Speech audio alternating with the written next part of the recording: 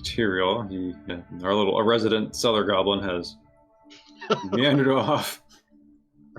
Punter sitting down, spinning his wheel of puns. Yeah, seriously, that's what he is. I mean, he's got to fight. He's got to go fight the rats every once in a while, just like any good beginning D&D adventurer. Yeah. Oh, here he comes. It's too bad he didn't hear any of that. He would punch. I know. Yeah. What? Somebody highlight it, and we'll send it to him. Clip it. Sorry about that. Welcome back, Goblin. Yo. Oi. See? It's fine. Totally fine. Wicked. Good. Who's got the question? I think Red? Yep, I can do one this time. It's been a little while. Good long while, I think, since actually Snow's done one. Mm-hmm. So we've come up against a lot of really bad people in our adventures so far. If there was one of them that we could have somehow saved and made turn to be a good guy, who would you choose?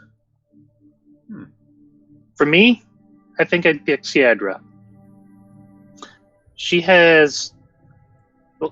generally didn't really seem like that bad a person. And the forest looked great. She had all the, whimsical fae stuff going on. She didn't, well, other than the whole stealing talents thing, which I guess would be what we'd be saving her from. She seemed pretty cool. The murdering of Titania, too. That might be a small thing we'd wish to thwart. Well, that's part of the turn them to the good guys part, fixing.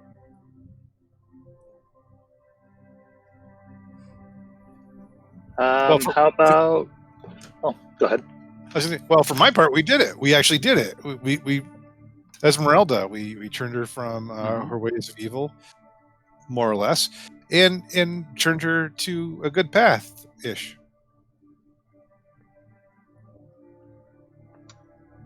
That's my big success. Right. I would want to see Gideon, because he honestly creeped me out in the way that, like, he took our friend and he just was really scary about it. I wish he would kind of turn to the good side, because I feel like he'd do a lot of good with us, but, a small piece. Like, Brad would so want to go with Snow on that whole Siadra thing. Like, she's got the snails and the spice, and, like, she was super chill, and, like, I bet she'd be pretty rad to, like, hang out with, like, so liked her. She offered him milk or something. Like, that's pretty chill. Yeah, she didn't seem bad. I don't know what you guys are talking about with all these bad people. I mean, sometimes we kill people. You do. I don't. And that's, questionable. I don't know if we ran into anybody bad. There is one person I have bad, like I wish that we talked to them more. There was that slithery guy down in that one locked door. He talked to us with his mind. He was, he had that little tentacle mouth. I wish we could have hung out with him a little longer, but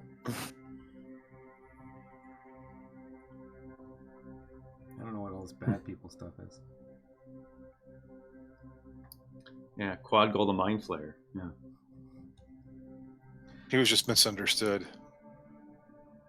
I think all of them are, aren't they? Maybe they just don't, know how to be friends and they need to get some help. Okay. Others? Who hasn't gone besides me? They're Kier, but he's having trouble with this question.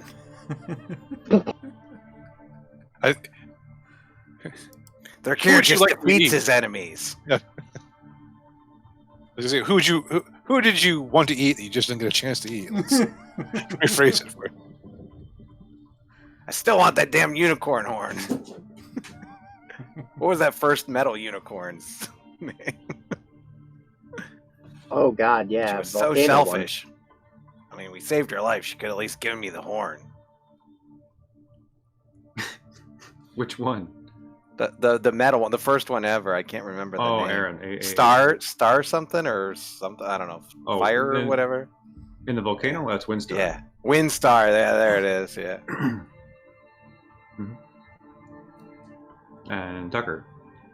Or Tyrael. So, it really would have been interesting to see what would have happened to Tyrael, or at least Tyrael's corporeal form, if we had somehow managed to keep Torment.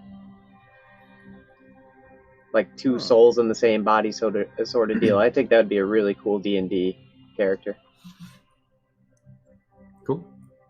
I do have a question. What did we do with Tyrael's brothers? I can't remember that. Lest I remember, they were in the airship. I don't think you offered them any quarters in the mansion, but So I imagined Anders' mom, the queen of those elves. I forget like what part of the world they're in, but I was gonna try and send them off with her because obviously they're pretty messed up right now, and like we were going to do quest stuff. oh, okay, Yeah. okay. I don't remember that. Okay, that's good. We can do that. That's cool. If you want to allow it retroactively or however, I'd allow it, or at least be open to having them still with us, but that's up to you. Well, it's up to the group actually. It's what do you guys? What's most interesting?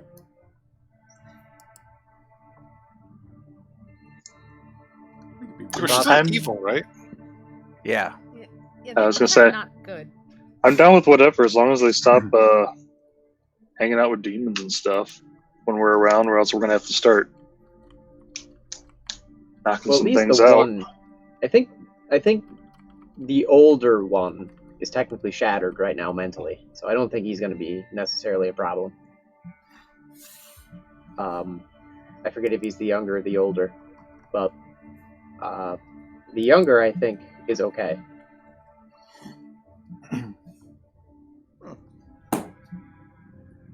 Your call. All right, because it worked well for Darwin that one time.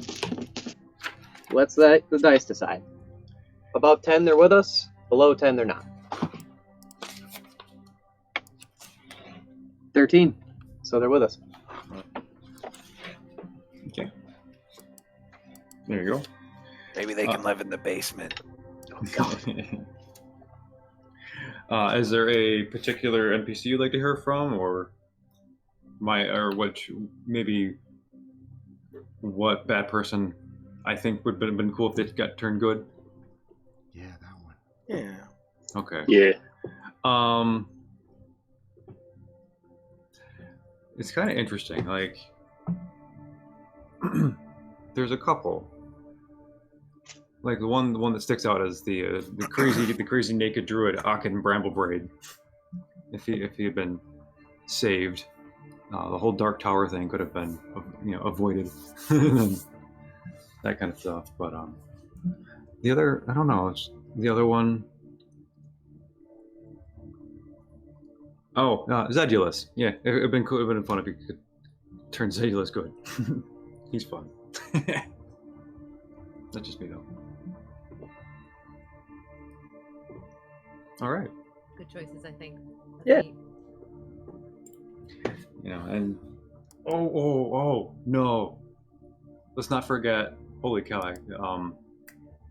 Shoot, the two-headed Etten. Chains. Yeah. Oh, dang it! Fuck. What's his name? I'm spacing out on my own people. I was also the thinking dude, about yeah. maybe the Cloud Giant's wife there, who turned out to be demonic. Yeah. Yeah. Yeah. Forgot about her. Yeah. Cool. Well, I'm glad we have some memorable people, I suppose. All right. Cool. Thanks. Anything else? No. Cool. All right. Let's get the hat.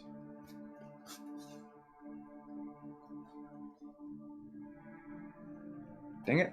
There we go. All right. So last time, after talking with Fred and his family and talking to several people and sort of having a bit of downtime, you also managed to at the Emerald Estate, which is your new home base. A couple of things happened. You managed to make contact with Ned, Soot did, via a dream.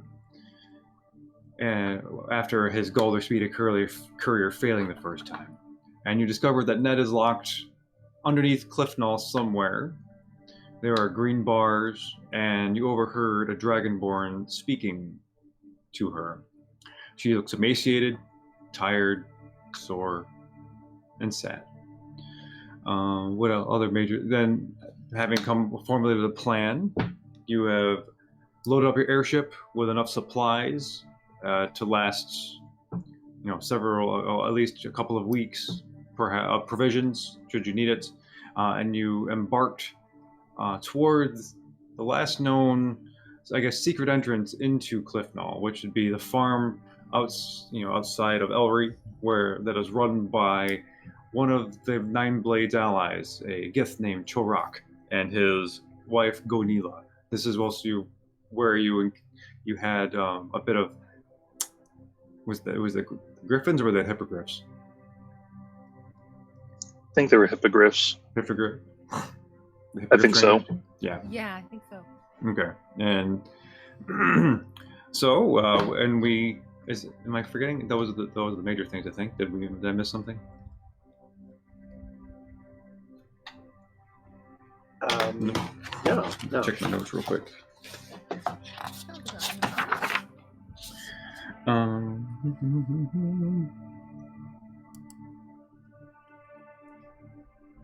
Oh, Zane. That's right. Tyrael got a couple messages from Zane. As a crow flew in and deposited a broken sending stone on Tyrael's chest. And Tyrael had a lovely conversation with Anolo about defense, being with each other, so on and so forth.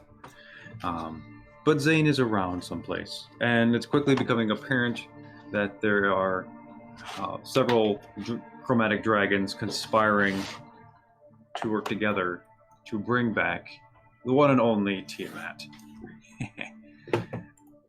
Yay. What could go wrong? So, we will resume with you are still airborne, heading towards I guess you're heading north or northeast, and the sky is turning colors. It's got this lovely pinks and oranges. It's the first day of travel is kind of waning. You are on the main deck of your airship. Who is? What are you all doing? I should just put it that way.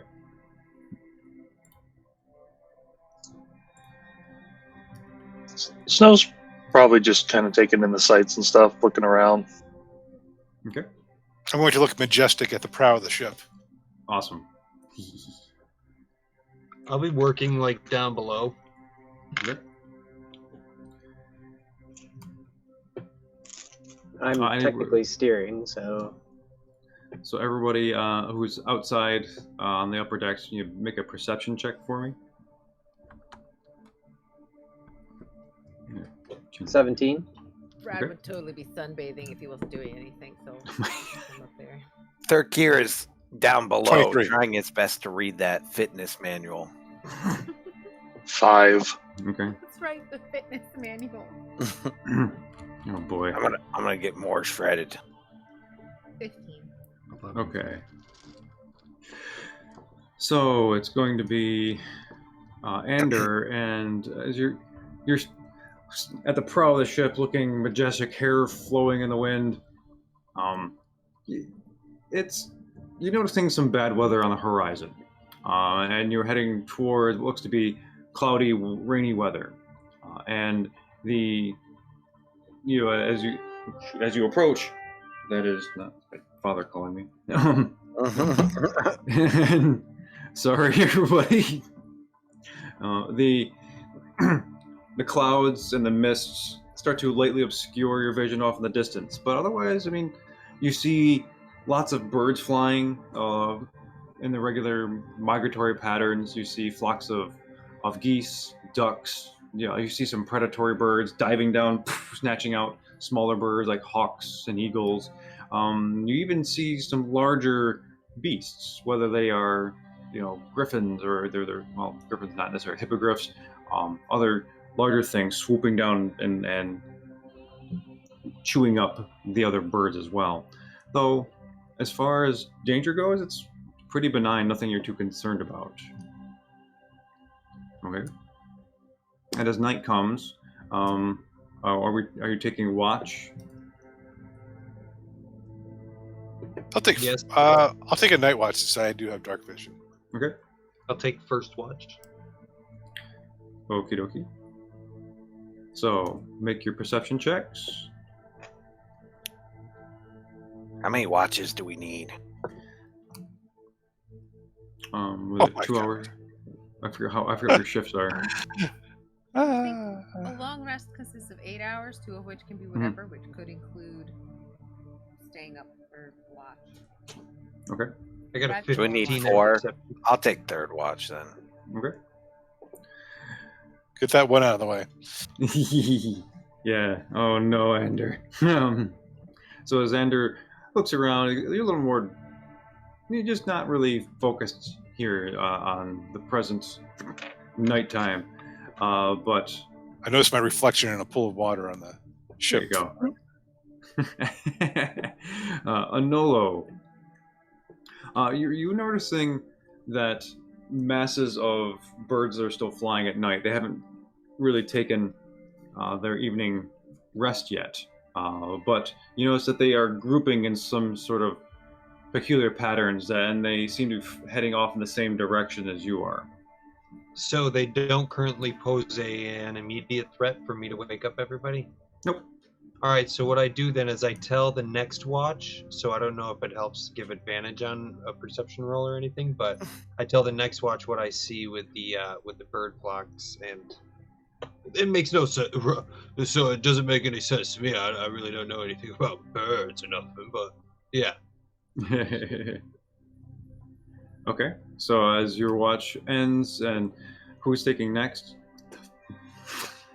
What the heck is wrong with you, Thirkir Avis? said they're third. Thirkir said they'd be third shift, which means Brad will be fourth. Okay, Thirkir's so next. who's? So I know Thirkir's third. Who's second? I guess I am. I was Vander. Yeah. It could be Brad. I don't care. Okay. Oh, you're taking one at a time. I see what you're doing. Okay. I have no idea what's going on. Yeah. So, Brad, you have advantage on your perception check. So if you want to roll again because of Anolo's advice. I need to change the music. This is killing me. Come on, That's Brad. slightly better. That's a 16 this time. Okay. 16. So you two are noticing something very peculiar. Like there's still a mass of birds that they want to. They're heading forward, right out in front of you. In the moonlight, you see their wings flapping gently, but How far away are they? they are approximately 120, 150 feet. Like, are they within like hearing range of Brad? Like, if Brad yelled at them, would they hear him? You can try. Okay, cool. Because Brad has some sort of, druid malarkey. Give me a second. Sure. I'm Sure, pretty sure. sure Brad can talk to animals, kind of. Of course, Brad could. Yeah, Why yeah, wouldn't yeah. Brad be able to do this?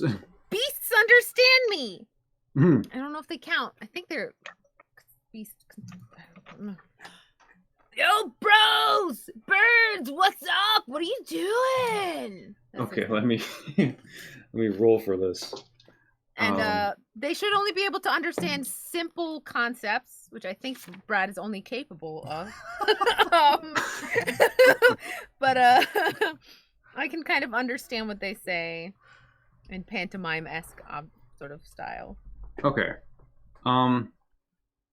So you see one of the sort of flock. It's not a V. It's more like a mass, and you see one kind of turn its head around and go on. Huh? And just like looks at you and just kind of, you see it kind of turn ever so slowly away from the pack, and kind of flap its wing to wave at you, and then kind of guide us back in. Brad's gonna wave back and be like, "What are you doing, bro?" Oh, we're flying! But like, why? Shouldn't you like be asleep? No, we gotta go. Where? We're heading towards the city. Why? Hey, the leader. I'm not the leader. I don't. It's like a layover. Okay. Cool. Have a good flight. Thanks. You too. Does Brad sense that they're evil at all? Using like a good old sniff? Make an insight check. Oh, that'll work. Yeah. Let's do some insights on some geese. Like, what's D&D? Just insight some geese. Oh yeah. Nothing gets The better geese is than lying. Let's They're see. tax. Insight. I'm right. is Peace was never enough. 22. 22. As far as you can tell, it seems a pretty chill kind of goose. And they are seems genuine and not trying to deceive you at all. Just seem to be on his way. Lovely. Cool. Okay. And as your watch passes, the who's last? Thurkir. As you come up to take your post, and Brad is there. You can exchange any dialogue at all. Brad's just gonna be like, "Yo, the geese up front are pretty chill," and just go. Okay. So yeah, Thurkir, you have advantage on your perception check. Okay. You better be able 24. to see the geese. Okay, 24.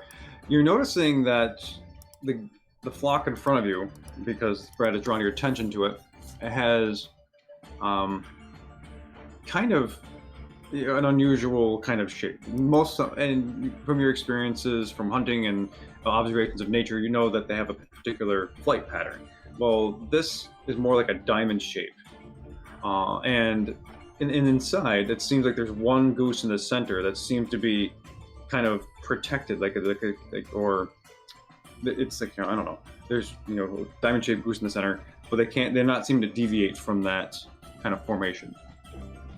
How far away is the special one? Let's see, probably 200 feet. Who casts fly? I want to hunt this thing. That's shiny. It's going the same direction we are, right? Yeah. All right, we'll deal with it when everyone wakes up. Okay. So as night draws to a peaceful close, they're gonna make one more perception check for me. Ooh, even better. 25. 25, awesome. Okay. So as the sun rises, you see it appear on the horizon. It's golden rays. It's crystal clear at this altitude, and it's a glorious thing to behold. But as soon as the sun rays hit those geese, you see them vanish. Do we ghost geese? All right, but you're still continuing, and you have another day of travel in the air, and it'll take you this day, and then you have one more day of travel as well. It's 3 days total. Sorry, that was the end of the first day. I could be clearer. So, wish to do anything, or just hang out? Now is this? We're all awake now, right? Yeah. Yeah. Right. So when I left you, Brad, anything up with those the flock in front? Bro, I talked to one of them. They were pretty chill. They were just like, we're going to the city. Like, kind of like a layover. Except, like, they didn't use quite that word, I think. Or, like, I don't know. It was like, yeah, they're just flying, I think. But, like, where'd they go? Well, that's great. I didn't even think to like talk to him, but I'm glad you did. That's great. Good. Don't you, good. like, usually talk to, like, everybody, bro? Like, I remember you, like, chilling with a lot of animals. Yeah, well, Matters what I not. like to do is talking to my potential steeds. I need them to help me get to where I need to get fast, naturally. Right. But yeah, I usually do. I wasn't really paying much attention. And you know what? I'll do it next time for sure. Yeah. They're here, like, where did they go? Oh, they were ghosts or something. They just disappeared. Whoa. What? Yeah. I can talk to ghosts? Yeah. What? There were goose in the Whoa. sky, and there was diamond. Man, and I couldn't talk to them in their minds now that I think of it. Double whammy, I missed. I'm really not doing so hot in my guard duty. Yeah.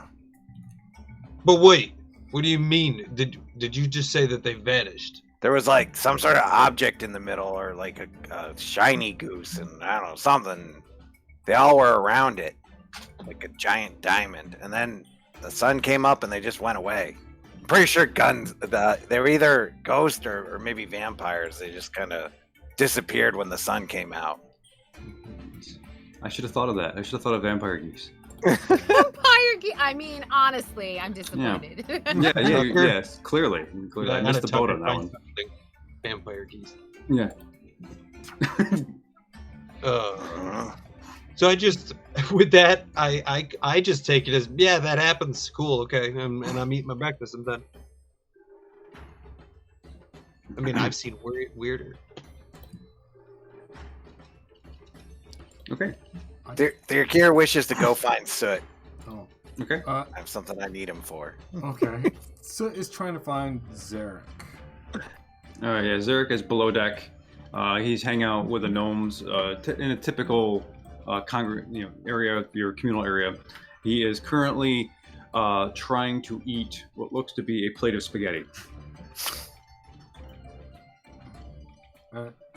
Zarek, when you're done with that, I have some questions. Yes, and you see just like meatball chunks and like strand spaghetti coming out of his face. Ruben, how much pizza can you make in a day? Oh, I have not considered this. Like, if you tried really hard, do you think you could fill a room up with pizza? How big is the room? And I'm gonna cast my little dimension space. What is it called? The Okay. demiplane. And open up a door and show him the inside of the room. He looks in. Yeah, I could do this. Okay, can you do it now? All day? Yeah. Just make pizzas, one on top of each other? Do Yeah. you want flavors or combinations? I mean, Whatever you feel like. I was just gonna save it for later. You know, if I ever need a room full of pizza, Okay. it'd be really useful. I think. You know, for the Oddlot. Okay. Oh, this is strangely exciting. I have ideas. And he kind of floats into the demiplane. Awesome. I'm just gonna leave the door open. I'm gonna put up a little. I'm gonna write a little note in crayon and put it on the top. And don't close this door. Okay. And then Thirkir's. Yeah, Thirkir appears. Yeah. Everyone's eating breakfast, but I have a problem. Okay. if I eat my breakfast, I only eat like half of it. It's gonna go bad before tomorrow. Can you do that? Spare the dying slap on it or something. Keep it good longer. Oh, but that's if I mean, we can try. On that deer. I think it only stops things from dying. Not. I don't know that it works. I don't know. Yeah. I'm just gonna eat like half of it, and you keep it from dying, and I'll eat the other half tomorrow. It's not dead yet. Well, no, I'm gonna eat half of it right now. Oh, okay. Yeah, I'm One of going. the cat- No, it's been dead. No. Is it not? I caught it alive. That's but cutting it in half and eating half of it should kill it. Oh my Yeah, god. no. That's Well, terrifying. spare it. No. Spare the dying. No. No, I don't. You guys think didn't it'll read the work. road? Oh, it won't work. Oh, darn. I guess I'll just eat it all now. I'm just gonna be sluggish all There day. you Okay. Thanks for thinking of me. Yeah. You're one of the more useful people around here. I try. Sensible, these guys. Okay. So the day continues on. You're noticing that the topography is changing below. You're getting closer to the realm of Briga, and you're seeing the forests that are becoming more densely evergreen, and you're seeing more civilization pop up. Like you're seeing parts of the world you remember when you crossed last time. This is all kind of familiar territory for you. Even off in the distance, sort of to the northwest, you see kind of the hills and the clearing where the Dark Tower was. And as you're approaching the evening, I'm going to set up watch once more. Okay. I'll take third shift again, I guess. I'm gonna Okay. help somebody. I'll take first. I'll stay with somebody. Okay. You want to stay with me? Sure. Cool. Okay, Cool. so and Anolo, make perception checks.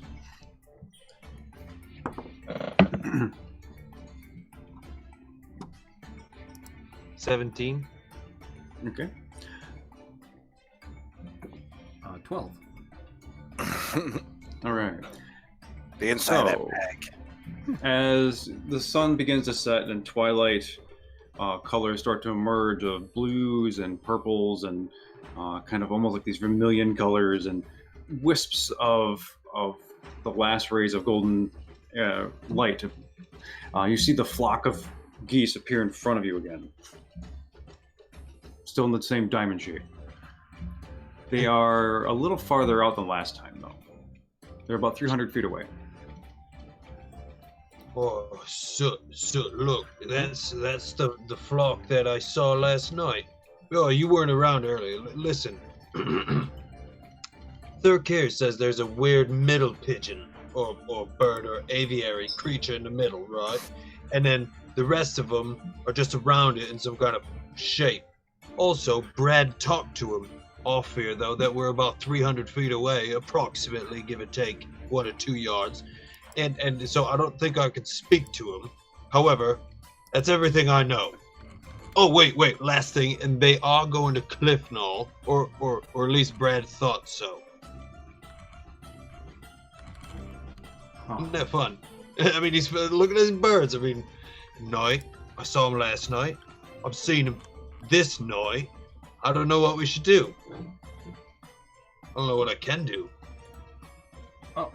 I'll cast Arcane Eye and I send it over to them. Nice, 30 feet a second. I should get there eventually. Okay. 30. And the airship is slowly creeping up on them. What does Arcane Eye do again? It is a invisible magical eye with a range, within range that hovers in the air for the duration. You mentally receive visual information from the eye, which has a normal vision and dark vision up to 30 feet. The eye can look in every direction. What? Okay. So as your eye gets out there, and the flock of geese now, you're seeing the pattern kind of change. So it's not just a diamond where they're starting to turn into like this kind of circle.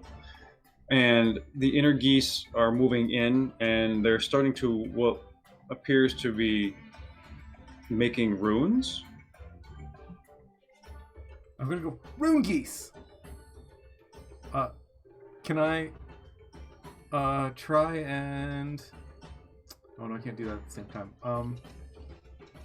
At this point, I'm carrying crayons around on me all the time, and I'm just gonna try and like sketch down what I see. Okay. You start to try to sketch it as quickly as possible. Make a perception check. This dice. And see how well you see it. Rolling straight 5s tonight. So 12 again. Okay, so crayons are fitting for this. You're like, you get this circle, and you're getting kind of these vague shapes. It's resembling, some kind of rune you have seen before, or some kind of marking, but you didn't get a good enough look at it. It's difficult to really discern what it is based upon what you're seeing. Do I see what's in the center of these things? It's just the geese. But their formation is now shifting. Okay, so I didn't see any kind of like central diamond or something like that. Okay. Nope. All right, and that's your watch. Who's next? I was third watch. I don't know what we're up to. Second. I'll go with Anders so he doesn't fail this time. Who wants to do second?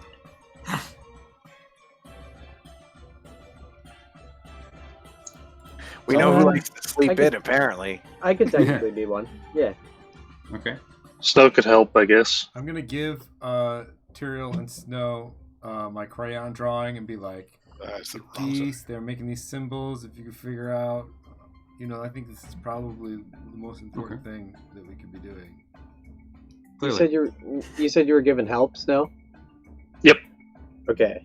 So let's see if I improve from before. Oh God, why? All right, so we're rolling with a 6. Do I see anything? All right, Snow. How about you make an Arcana check for me?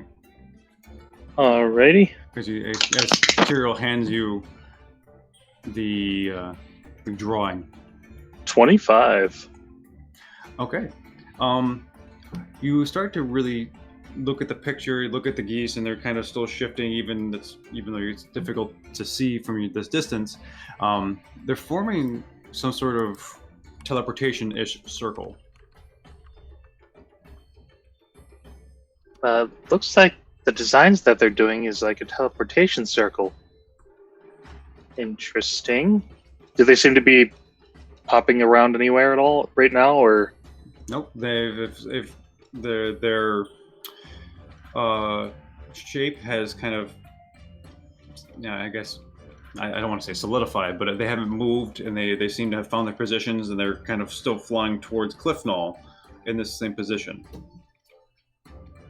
Right, and right now they're circular? Yep, circular with certain geese in the middle, forming different kinds of configurations. Okay, so it's like they're still making it, sort of. Well, it's pretty much set. Okay. Whenever the next team wakes up, I guess I'll relay that to them, as well as Tyrael. Ender and Thurkir. Make your perception Okay. checks. Oh, not good that time. 23. Okay. Good, because I got 9. Okay. So as the moon comes out from one of its clouds, you see the moonlight hit the top of these geese.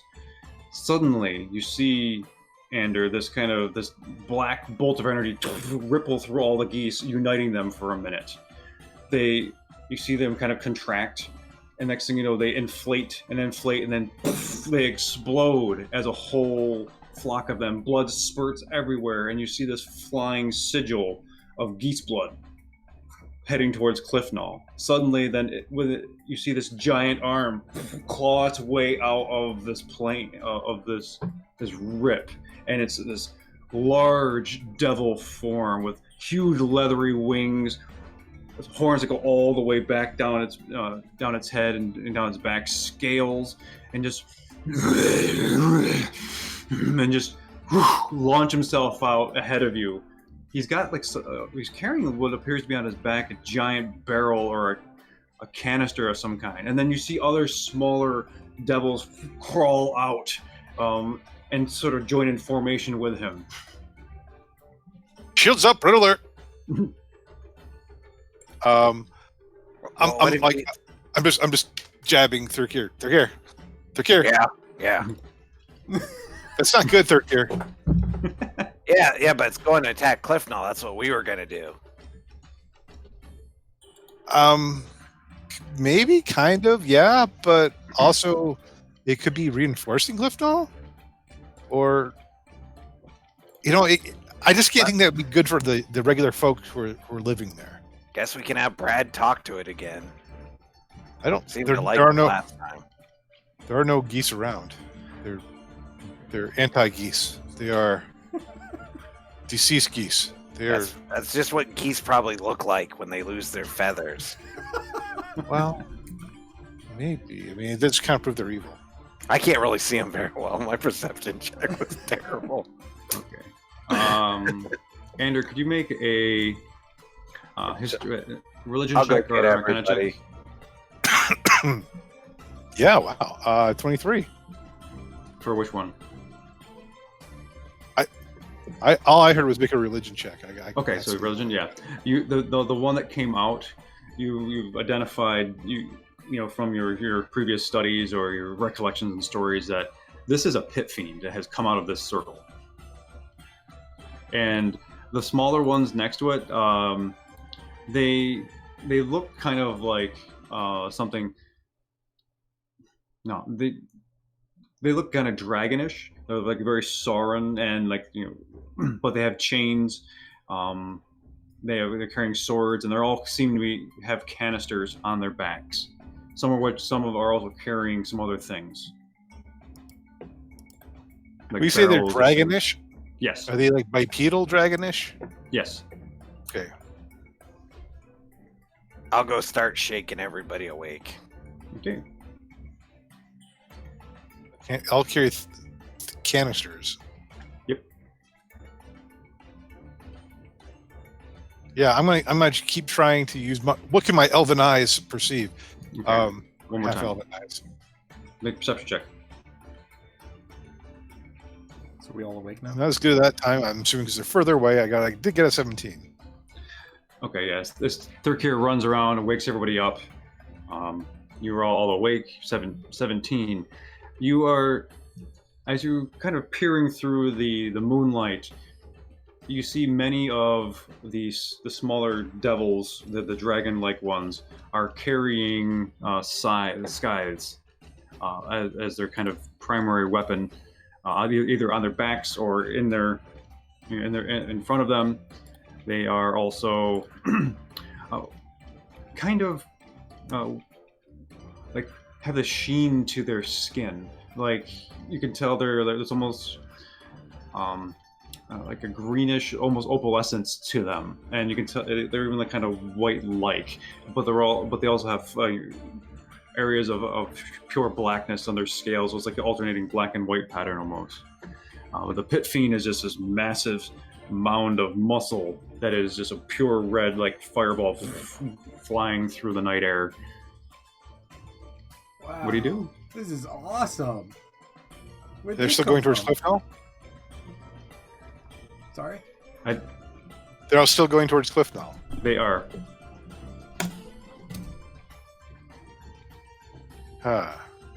Well, once the crew is roused, I will talk to them. Okay, everyone is up. Everyone's up. What do we got? We gotta go hang out with them, right? What happened Pit to the fiend. geese? We should go talk to them. No. Pit Fiend. A bunch of smaller devils going towards Cliftonal. Should we divert directly to Cliftonal to investigate this, or should we continue with our plan? Gotta go talk to them. Maybe they're gonna go get Ned out. Well, my rational thinking might not be the best, but we don't have our finest pilot currently, and there's a whole bunch of them, and we're on a floating thing. I don't feel like it's a good idea. Sorry, Soot, but it's not a good idea to really. Floating flammable thing. Wait, what? If it's flammable, we could catch it on fire. The boat is, yes. Yeah. No. It's a terrible idea. Let me just highlight one reason why. We're on that boat. Oh, you don't. Yeah, see. Oh. So I'm thinking what we should do is do what Anders says and maybe divert and then go in to investigate because, well, I don't know. Maybe we could just go straight in hot and heavy right into Cliff Knoll. Yeah, I'm going to go with that one. I don't know if we have that kind of firepower, no, old friend. Especially to go up against a pit fiend like that. Even if we did, if we don't catch them until we're over population, that might be a real bad thing for the folks down there. Yeah, last time we ran away from an invading force into Cliff Knoll, it turned out great. How far are they away? They are, let's see, about 180 feet, maybe a bit more. I turn to Ander. We can definitely stop them from getting overpopulation. It's your call. Call. Huh. I think we all have a say in that. Do I have a say? No. Look, like, if these pit fiends, like, took out those ghost geese, and, like, they're going to take out, like, real, actual living people, we have to do something. We're heroes. Yep. Typically, demons and devils don't really do anything particularly great. So, Quick question though, and I'm just gonna backtrack a smidge here, but if we hit them now with one of Tyrael's famous fireballs, they're gonna come at us while we are currently. Wait, Tyrael, aren't you steering this ship? So if you peel away from that, somebody's got to hold it, and then when you hit them, or maybe tick them off them enough, they're gonna come back at us on a boat in the middle of the air, where I'm not really great. Well, they'll definitely come for boarding action. You'll be right where you need to be. What if we're, like, all flying and we just fly after them? Yeah, I it can changes fly the the game. It changes it. Yeah. Well, if we get hit, that's a problem. Why? Thirkir thinks we should still use them as a distraction. It'll be really easy to sneak in if they're attacking the city. All the guards will go after them, and we can go get Ned. Yeah, no fight. That would be hilarious. And you What if think they're, like, Ned wants us? reinforcements? Listen, Ned wouldn't want us to go and save Ned, and not a whole bunch of people being demolished by a friggin' pit fiend. It's just not how it would happen. It'll be demolishing the Dragonborn guards. I don't remember Ned being that altruistic, but okay. In my eyes, Ned was. So that's what I say. Ned would totally want you to save her. I was gonna say. Tonight's the best night. This is great. Yeah. Okay, hold on. Tyrael, make a perception check to answer your question in the our chat. 13. 13. This seems like you're keeping pace, and it could go either way. You know that the airship has some extra boosting capabilities should you need it. You know, you've done that with the gnomes before, but it also looks like these devils are also not flying at their full speed. Okay. My last option, and then I'm going to leave it to the rest of you. But what if we do like a Trojan horse kind of thing, where maybe I go in flying, right, like with my shield up, and then Thurkir just comes like what he is, and just starts eating them. Just two of us, small mission. They were not going to really hit me that far away. How fast can you eat, Thurkir? There's an awful lot of them, and I mean, I had to eat my entire deer because, reasons. How far away are they? They're about 180 feet now. Oh, We could shoot a cannon at them, get their attention.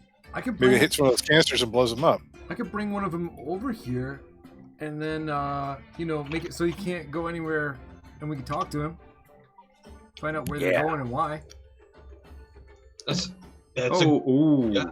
It's a great option. Well, funny you should mention, that. The pit fiend in the center turns around, and you see his eyes blaze orange, and clearly sees the airship behind him. He goes, he goes like, he takes 2 fingers, points at 2 of them, and 4 of these other devils peel off, brandish their skies, and fly straight at your airship. Shields And further up, rudder alert. And that's where we're gonna take a break so we can get things set up. Okay. Damn, all right. This couldn't be going better for Seth. Aerial combat time. Yeah. Yeah. All right, I'm switching us over to intermission. Okay. Cool. We're back. Kind of. All right, and we're back. Yay! Time to get assaulted by devils. Hooray! Let me see. Where is it? Oh, wow. Okay. So, music options by Tabletop Audio. Thank you, Tabletop Audio, for cool stuff. So this is one. Ooh. I've not heard this whole entire thing yet, but got that definite wardrobe-ish thing. Oh, it's also on the water, so it Yeah, but I hear air too. Could be air. I like air. could be air. Okay. Is it gonna pick up?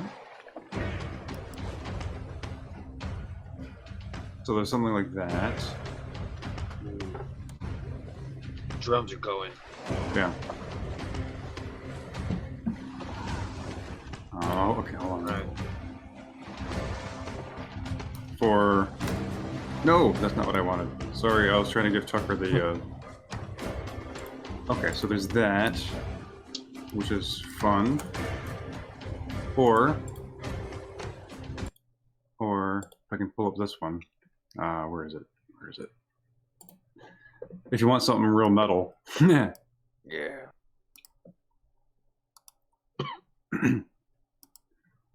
This one is always kind of interesting too. I don't know.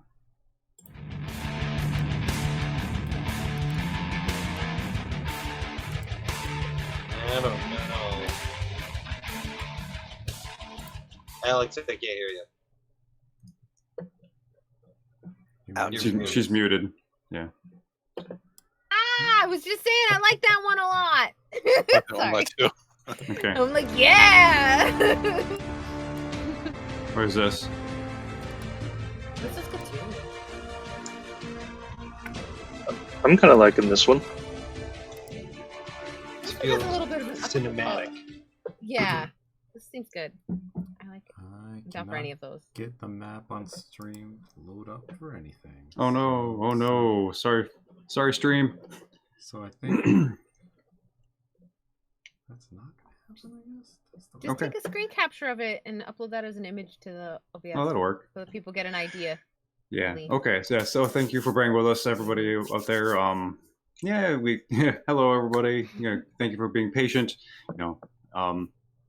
Yeah. With the map, if you get to see it, we're kind of working in zones, so we're not going to use gridded combat for something like this. Just so you know, we just want to get a relative idea of where things are, and just to help us visualize theater online kind of stuff a bit more. Okay. So for music, we have like the Viking one, then I have the super metal one, or the cinematic one. What do I vote cinematic. Okay. Just Sounds to provoke. bad. Yeah, I I can. vote cinema. Save the metal one for when we're taking down the dragon in the city. Hey, Yeah. okay. Oh, blood and everything's happening. Oh yeah, gore-tastic. Avis, what'd you say? I didn't hear you. The cinematic is fine. Yeah, I'd rather have the Okay. metal. But cinematic is fine. I'll go with that. Yeah, the metal one. There'll be a better time for that one, I guess. Okay, cool. I'll wait a minute or two. Are we all set? think. I don't seem to be able to. I can't capture Chrome videos that Do you way. need help with anything? What's No, going on, I just Calvin? want Owlbear. Just you know how sometimes when you try to load up Owlbear and you just refresh and refresh and refresh and it never loads up. That's what OBS is doing with the page. Oh. Hmm. And you can't like screen capture it. No, because it's in Chrome and Chrome uses I'd have to relaunch Chrome in order to get it to be able to capture, and then it's gonna slow down everything else. And Hold on. Just take a How about screenshot this? and Hold on, show I people have an that, or idea. just revert to not having the. Just a minute. How about this, robot? I can do this. Can you take it from here? Or are you sharing it in OBS? Yeah, don't do that. That'll be Yeah, in the chat. yeah. Oh No, in our Twitch chat. Oh. Mhm. Oh yeah, you Just- could do that. And Oh you could, yeah, in Then the people would see what it in looks the- like. Yeah. Yeah. in yeah, that's text- right. The Discord chat. Jesus. Oh, the Discord chat. Yeah, Yeah, Discord chat. Okay. I can, that loads up images. if they want to see. That's the best I could do. Okay. Uh, Otherwise, I'm useless. gonna All right, we got it. Music. Let's do it. Okay. Right on. So, after the pit fiend saw you and dispatched 4 of these white dragon creatures that are borderline like devils. Their horns long, curved. Their eyes are deeply black. Everyone roll initiative as they attack you and your airship. Bah!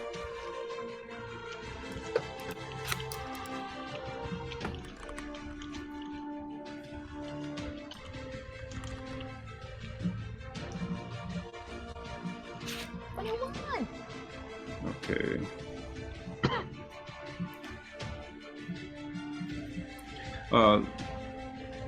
Brad, what's your modifier My modifier's 6. for your dex? Are you kidding me? Oh no, wait, that's my initiative modifier. My dexterity's 4. Sorry. Okay. By the way, yeah, If you are using D&D Beyond, there's a way you can set it so it automatically throws your dex in there. It's a tiebreaker. That's why I put in 12.2 instead of just 12. Oh, interesting. That's cool.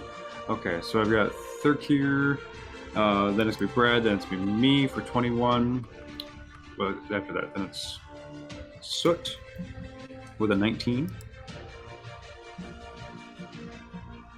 Then Snow with a 16. Oh, Tyrael. Oh, we're back to rolling again like we usually do. Oh yeah. And then it's going to be 12 for Ander, 12 for Anolo, and then I think it's Tyrael. Is that everybody? Tier 1, 2, 3, 4, 8. Yep. Cool. So, just so we know the order: Thurkir, Brad, me, Soot, Snow, Ander, Anolo, Tyrael. All right. So as these devils descend upon your airship, they're attacking kind of in the middle. They're coming straight for the main deck and the main bow. They have split off into 2 groups, 2 on each side. They all, as they brandish their large, oversized scythes, you notice that the blades on them are connected. Well, the blades kind of glow in this kind of smoky wispingness, and you see faces curl around the blades, screaming in torment and in agony as you see these faces line the curved portions of the blade. And you notice that the skies are all connected to the canisters that they carry on their backs. Friends of yours, Tyrael? No, Okay. unfortunately. Thurkir, you're up first. I'll just yell at him real quick. We're going to attack. What the hell is it called? Cliff Knoll. You guys want to attack it with us? I'll try and persuade him. Make a persuasion check. Oh god. Perception. 6 minus 1. Did it work? No, as you start screaming out, the wind carries your voice away, and they look at you, and they don't hear you at all. Well, negotiations were short. I'm gonna fly off the ship and cling onto this guy here. I'm gonna grapple him like. Okay, awesome. Make an attack. Strength or attack? What do you want me to do? Attack. I gotta hold on to him or I'll fall. Yeah. Holy moly, 19 plus 10, so 29 to hit. Okay, yeah. So as you throw yourself off the bow of the ship, you feel little bits of the night air clinging to your cheeks as you sail forward and grab hold of the legs of that one. You are connected to him. You are currently grappling him and holding on for dear life. All right. Okay, and he looks at you and he kind of like, he starts to shake you off and he starts spitting at you. Good. I got him. Brad, you're up. So, Brad is going to basically like. Oh wait, okay, so. Brad is basically going to just cast because they're kind of far away. They're definitely evil looking. They exploded his chill super cool geese. He's not too happy about that. So he's gonna cast Chill Touch on the one that Thurkir's got. Okay. And they need to. Oh no, wait! I do the attacking part. It looks like ranged spell attack. Spell? No, 120 feet actually. It's nice and rangy. Oh, it's a Oh, never spectral mind. I thing, rolled a sorry. 2. Yep. I rolled a 2. Doesn't even matter what my modifier is. There's no way that's good enough. Unless they Uh-oh. are like 8 to hit. What'd you get? Well, that is a sorcerer spell, so that means like, oh, my attack's actually +9, an 11 to hit. So even though Thurkir jumps out and then pulls on the grappling legs, you fire your chill touch, but the wave of Thurkir pulls him down a bit, and your chill touch just sails right over him. Brad will then inspire Thurkir with a, "You got this, bro. It's fine." So you get a d6 towards just a couple things. I'll find the lower level info for you and put it for you. Okay. You finished? Yeah, that's all Brad does. So, the first things first. The one that Thurkir has grabbed a hold on, he takes his large scythe and just swings down at you. Hissing and spitting. Does he have disadvantage if he's grappled or no? How's that work? No, it's a straight attack. Okay. No. Where is my things? I'm sorry. Does a 22 hit you, AC? Not anymore after reading that manual. I've got a 23 now. What? Yeah, Constitution went up, and barbarians get armor if they're not wearing based on their Constitution. Interesting. Now, how long did you spend reading the manual? The whole day? Yeah, I've been Okay. reading it since they gave it to me. Okay, cool. Or you can hit me either way, whatever. No. That's 22 misses, so good to know. That's the first attack for that.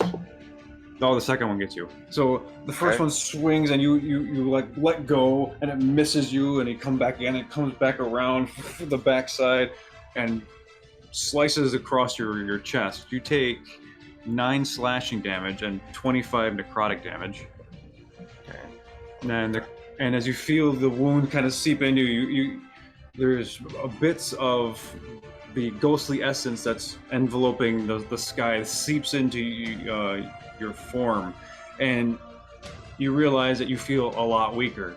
Your maximum health has been reduced by 25 points. Okay. These guys aren't screwing around. All right. So he's gonna fly.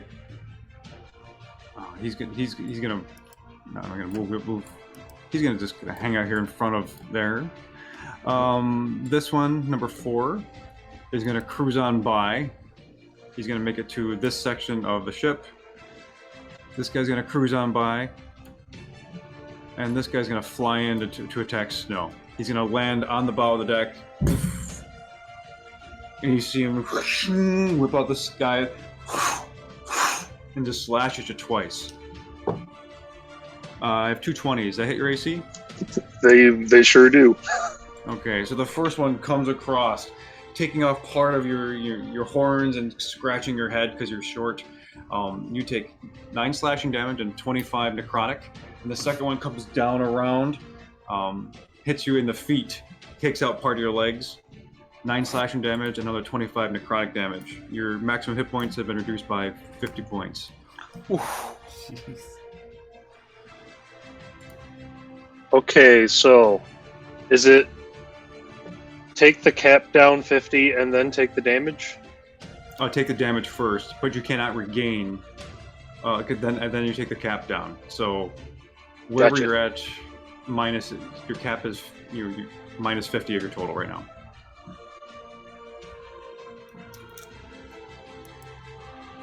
We having fun yet?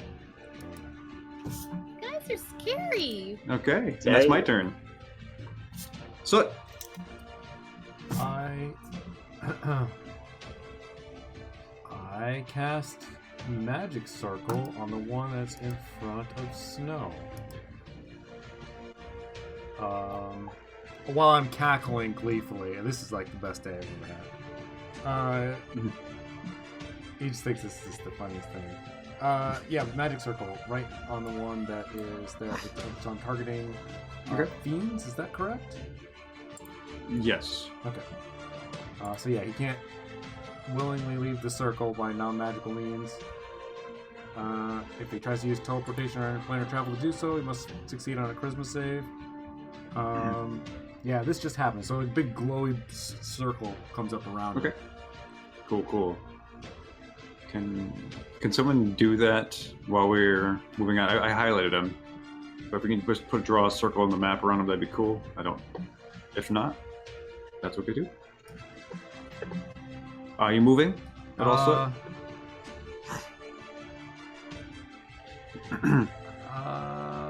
No. I'm just laughing. Okay. Yeah, I'm good there. He can't- Good. I think I can hear this now. And just so you all are aware, the ballistas, these are here. So these are for you to use or hide behind, as the case may be. Jeez. Snow.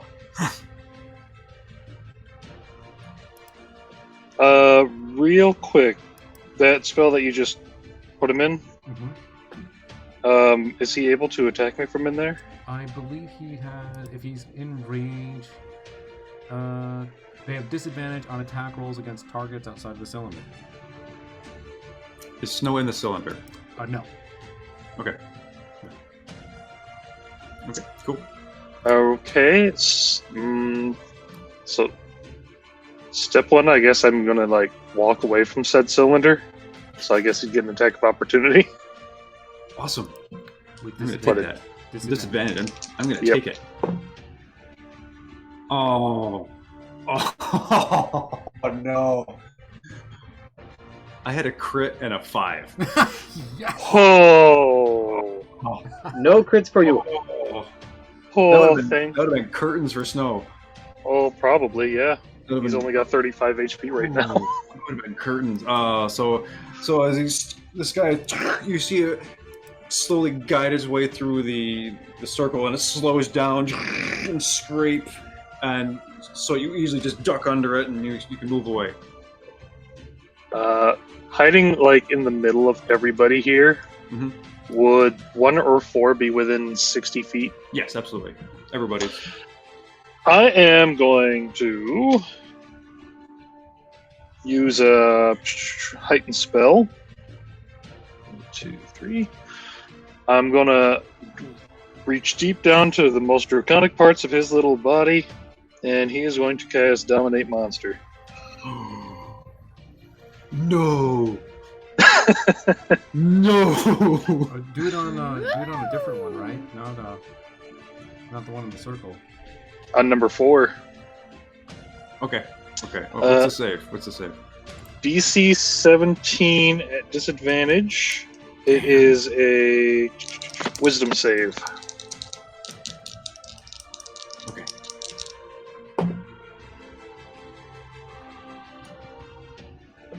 So, what's this look like? How do you cast this? So he's gonna unfurl his wings fully. He's gonna look down his snout, and he's gonna get the most menacing look he possibly can. Like, you know, in the scene where the dragon's looking down on people. Yeah. He's gonna try to do that, but as a tiny kobold. Gotcha. And as this guy's flying by, you see him. You kind of make eye contact, and he stops, and he sort of unfurls his wings. He spins around. He locks eye contact with you, Snow. He holds the sky, then he looks, waiting for command. He is dominated. Let's see. Do I get to do something as soon as it happens?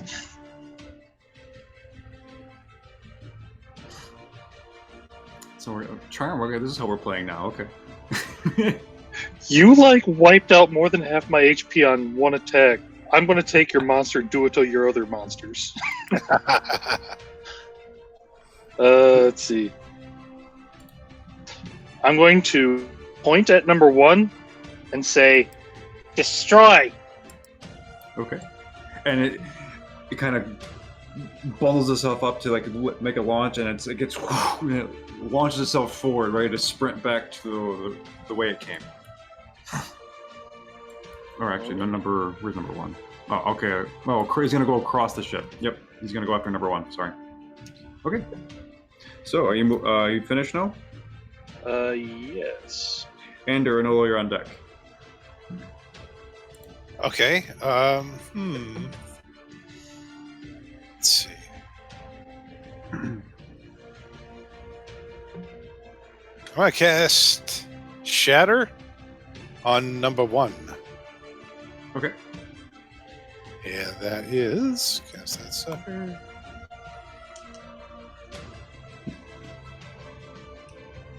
Do I get a save? Yeah, it is. Yeah, it's a sphere. It is DC 18 Constitution save. I fail. Okay, and I had some sort of double roll there. So the first one was 24 points of damage. And number 1, right? Number 1, yeah. And that is kind of damage. That is, if it matters. Damn it! Come on, computer. Roll again.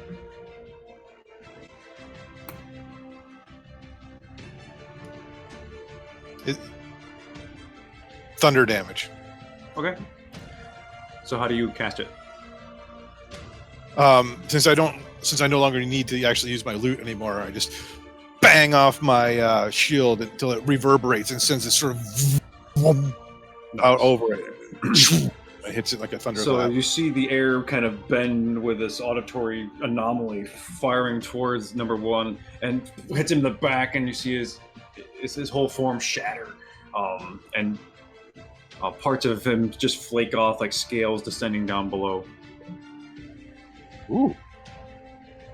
Okay, Nice. You did a good chunk of damage, I guess. I'm gonna, as a bonus, I'm going to give Anolo inspiration. Okay.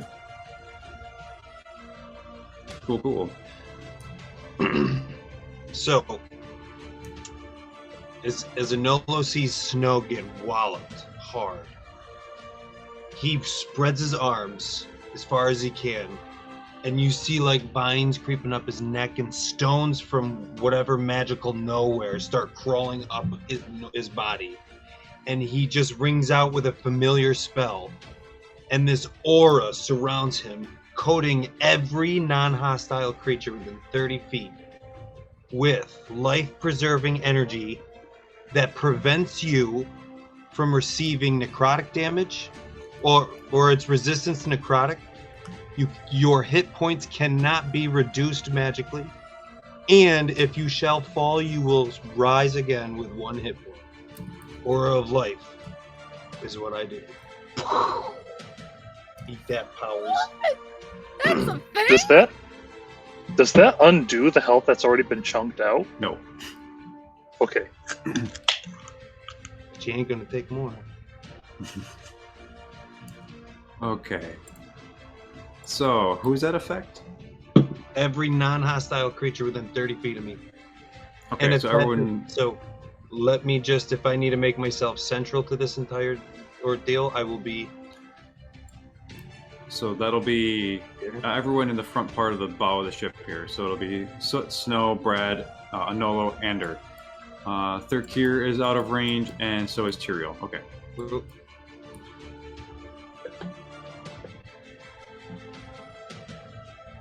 So wait, okay. Well, I want to make sure that, okay, if I can't get Thirkir, then I want to make sure I get everybody else. So if I have to step I'm fine. Yeah, you can't get Thirkir, and you won't be able to get Tyrael because he's down near. He's piloting the ship. Oh, okay, yeah. So yeah, we're good. Okay, cool. So as all of you in the One Hole's vicinity feel the strength of ancient trees fill you, and you suddenly feel have no fear of what's facing you. All right, Tyrael. Okay. So where's Snow's guy again? I see our guy that we've encircled. Yeah, the one that was attacking Snow is the one that's in the circle now. Okay, yeah. And the one... Yeah, and the gold circle is our guy? Yeah. Okay. Yeah, if he's I did say he's dominated, so we know. Okay. I'm going to run to the edge of the ship here. And I'm going to cast Sacred Flame on that devil below me. Okay. So DC 17 Whoa, dex hold on. I save. think you're on the wrong side here, Tyrael. You want to... This is the one that's dominated, so that's right there. So you want to target Oh, this one, excuse number me. one? Yep. Yeah, my bad. Okay, I gotta so go. to you the gotta port be side. over... I'm moving, you gotta be over there. Okay. Just... My apologies. Thank you. No, cool. I'm just making sure we're all on the same page.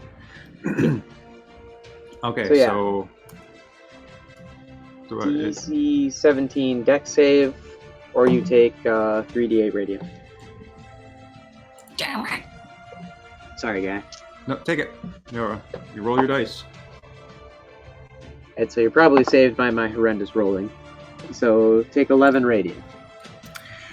So as your sacred flame erupts in your hand and flies down towards him, you see it hit him on the back, and it's still part of the Anders shatter, trembling him. You see that your flame lights on him, and the radiant damage kind of seeps in, and then just kind of dissipates.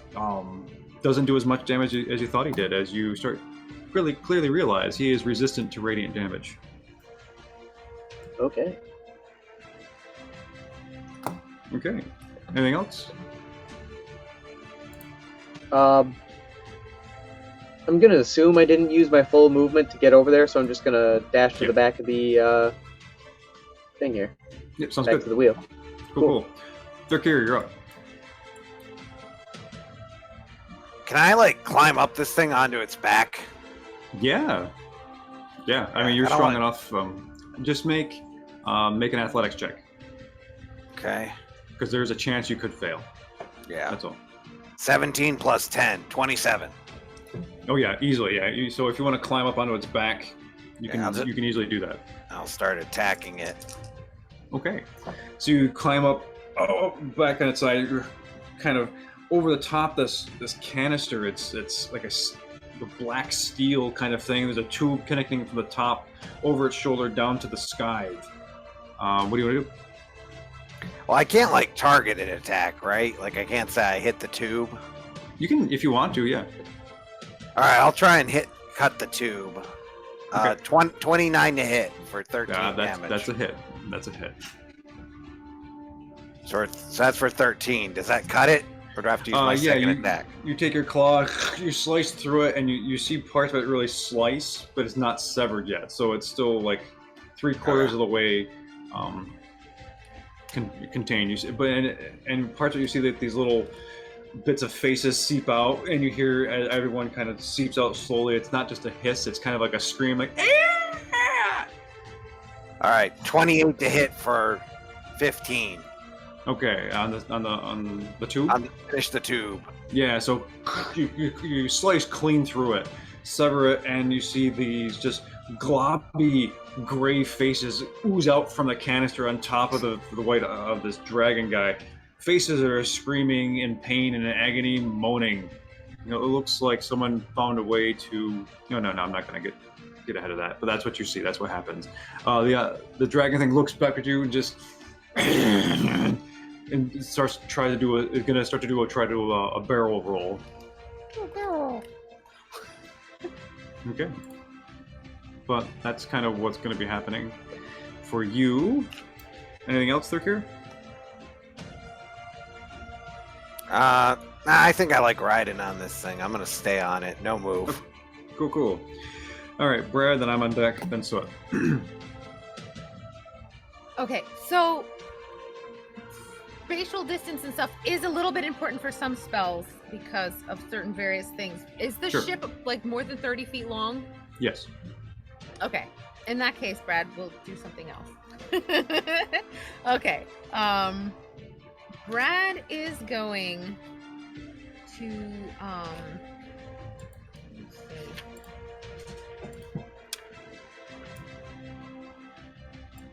Man, most of my damage spells are like in your face kind of damage spells.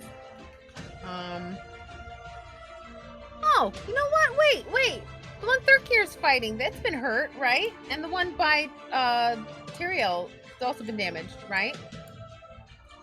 Yeah. I know the one Tyrael number 1 has been hurt. Thurkir, did you damage him? I thought you just jumped on him first. I was muted. No, I think I just got to jump on him the first time. Oh. It was like a strength check or and whatever. You didn't hurt him this time at all? Nope. No, I hurt his backpack. Gotcha. Okay. All right. In that case, I'm still going to do the same thing, but it'll be slightly less effective on one of them. I'm going to Toll the Dead, but I'm going to twin the spell with one of Brad's sorcerer points. Nice. And he's going to target the one that Thurkir's fighting and the one that Tucker hit. Okay. So he's going to go like that, and 2 bells are going to go bong! And they both need to succeed on a Wisdom DC saving throw 15. Well, Thurkir succeeds, and the one near number 1 has failed. Okay, all right. So I'll roll the damage for the one that Tucker damaged already. Mm-hmm. That is 3d12 of damage. That is 17 necrotic damage. Okay. So as the gong goes off and resounds, you see these sort of dark purpley waves of energy seep into the dragon's form and kind of dissipate too. It doesn't do as much damage as you hoped, so they are also resistant to necrotic damage. You come to find out. Very resistant little buggers. That's it for Brad. All right, my turn. All right, so let's do the stuff with Thurkir over here first. Thurkir,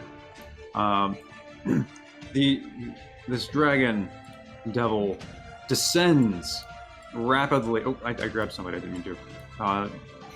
It's 2 or 3 levels in a barrel roll. I need you to make a.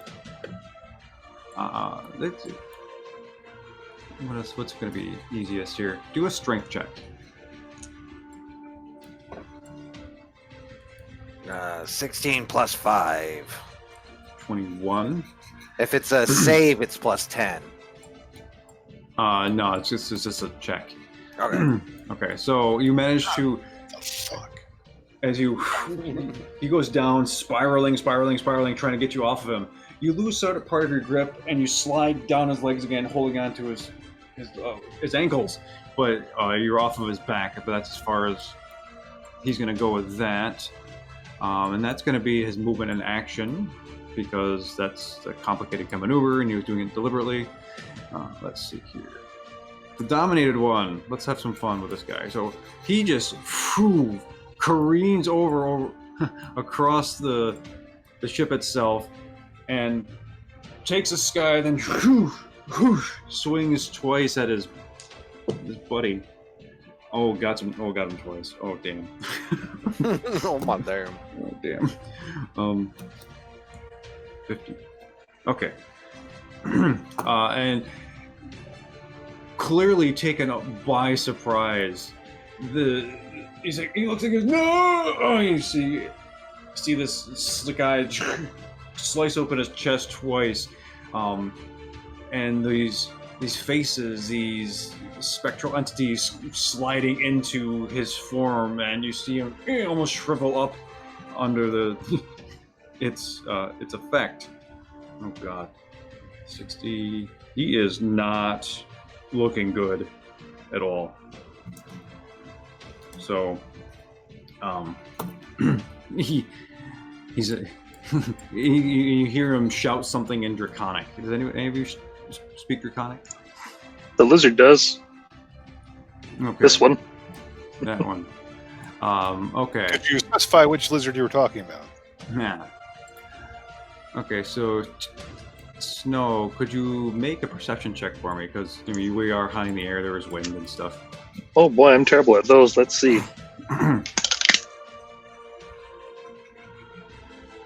Hold up. Yeah, that's the number I didn't want it to be. 3 total. Okay, 3 total. 4 minus 1. Yeah. Okay. Everyone around you just kind of hears this generalized shouting and pain. You don't really hear much else. So this guy is going to look at him, and after he's done screaming, fly up to Tyrael and land there on the ground next to Tyrael. Oh, hi. And take 2 attacks. Does my thrall here get an attack of opportunity, or does he lose that?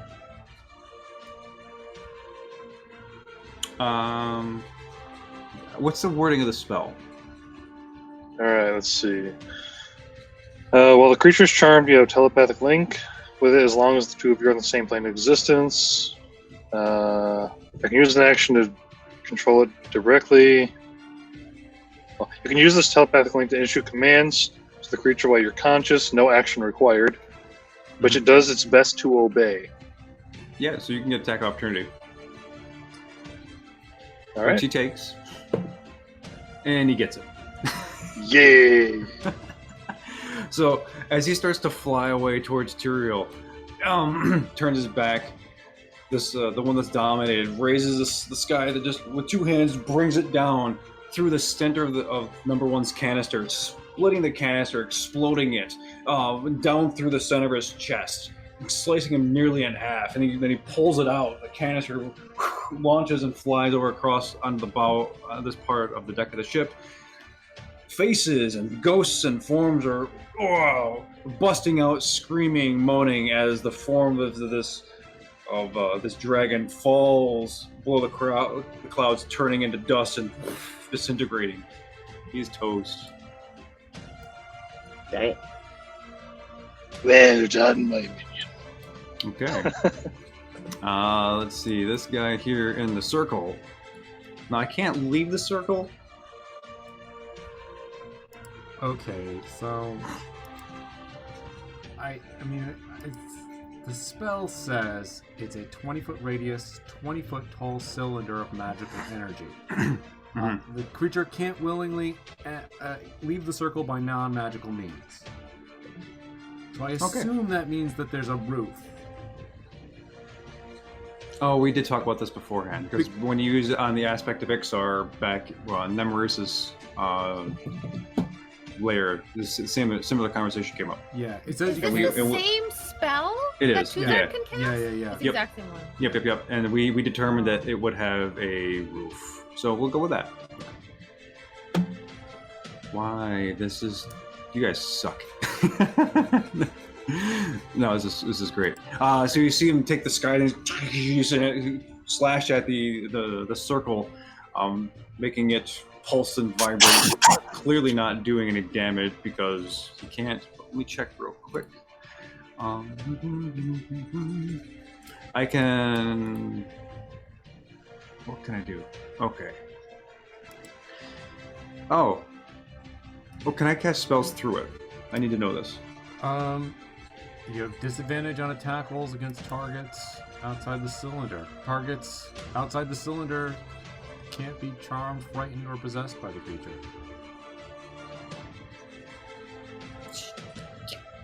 Oh, well, okay. So, I can do that. That's cool. So I need you to make a charisma saving throw. Okay. That's what I got. +4. +4. Oh, wow. Okay, so plus 14. I'm in Zanelli. So that's 11 plus 10 plus 4. A lot. Okay, yeah. 25. So 25, yeah. okay, so yeah, nothing. For a moment there was these chains start to glow around its waist and sort of circle form around you, but then dissipate. I want to point at him as he tries to do that to me. Point at him and just cackle, but my mouth just keeps getting bigger and the teeth getting larger. Okay, Yeah. cool. And I am done. So those are my people. So your turn, followed by Snow. Oh. Okay.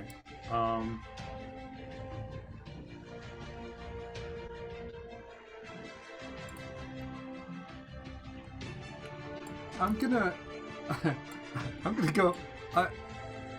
go to Nolo. I'm gonna be like, look, he's in the circle, and he can't get out, and he's got disadvantage on attacks, and it would be, you could get him really, you could get messed up real easy. So I'm doing a help action for Nolo to do an attack against that guy. Okay. Are you moving anywhere? No. Oh, Okay. Actually, I want to go to the edge and look off and see how Thurkir seems to be doing. Okay. He, as you move over there, you see that there's this barrel roll spiraling straight down below the ship, and Thurkir is holding on to this thing's legs, holding on for his life. How far down are they? They've gotten to about 30 feet down. I'll jump off the ship. Okay.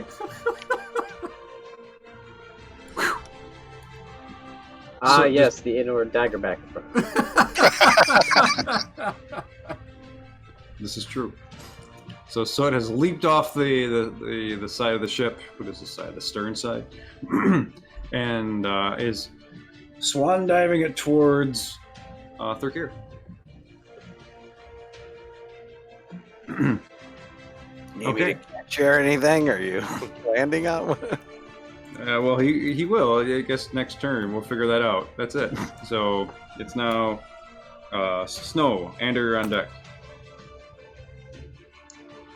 I'm going to telepathically free order my little thralling here. I'm just going to tell him to drop his weapons. Okay, and he drops the sky, then it falls and it dangles, with attached the cord to the canister on his back. I should be more precise with my... But you know what? That's fine. You can just float there for a hot minute. As I shoot a... Ooh, come back. Ray of Frost at the one who is trapped in the circle. Okay. Shooting fish in a barrel.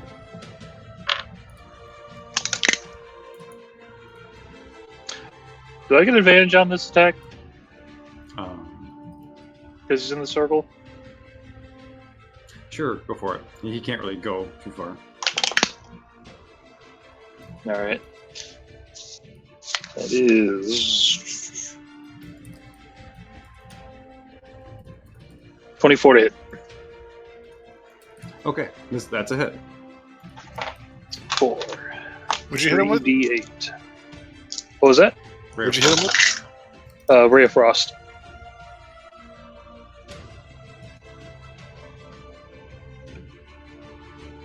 $22 damage. Oh, okay. Can't be resist. Good. And if he somehow gets out of there, his movement is reduced 10 feet. Okay. Good to hear. So as your spell goes to the magic circle, hits the guy right in the face. You see this icicle kind of form on his face and on his snout.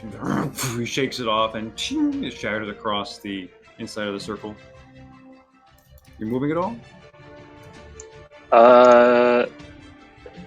Nope, just keeping away from the circle. Okay. Ender, Enola, you're on deck. I'll go over to this ballista and pivot it to shoot number 2. Okay. I have no idea what that does, how to do that, but Okay. So as you rotate that, I mean, with you and your massive strength showing here, you pull the ballista. Make an attack roll. okay. What would I click for that? Just roll a d20. Do I add anything? It's on my end. 14. Okay. So yeah, as you aim the ballista, you fire. It's like point blank shot. I mean, you clearly nail this guy. Could you roll 10d10? No, that's too much. Oh, come on. Yeah, it's 10d10. Do it because this is point blank. I mean, this is a grisly shot.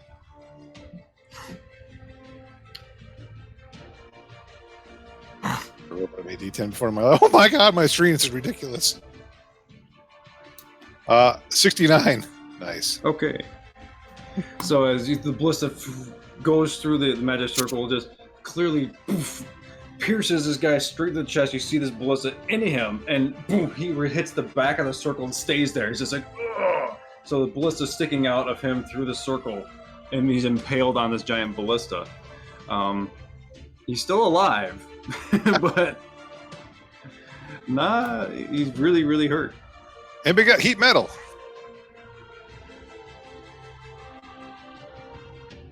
I'll start to reload the ballista.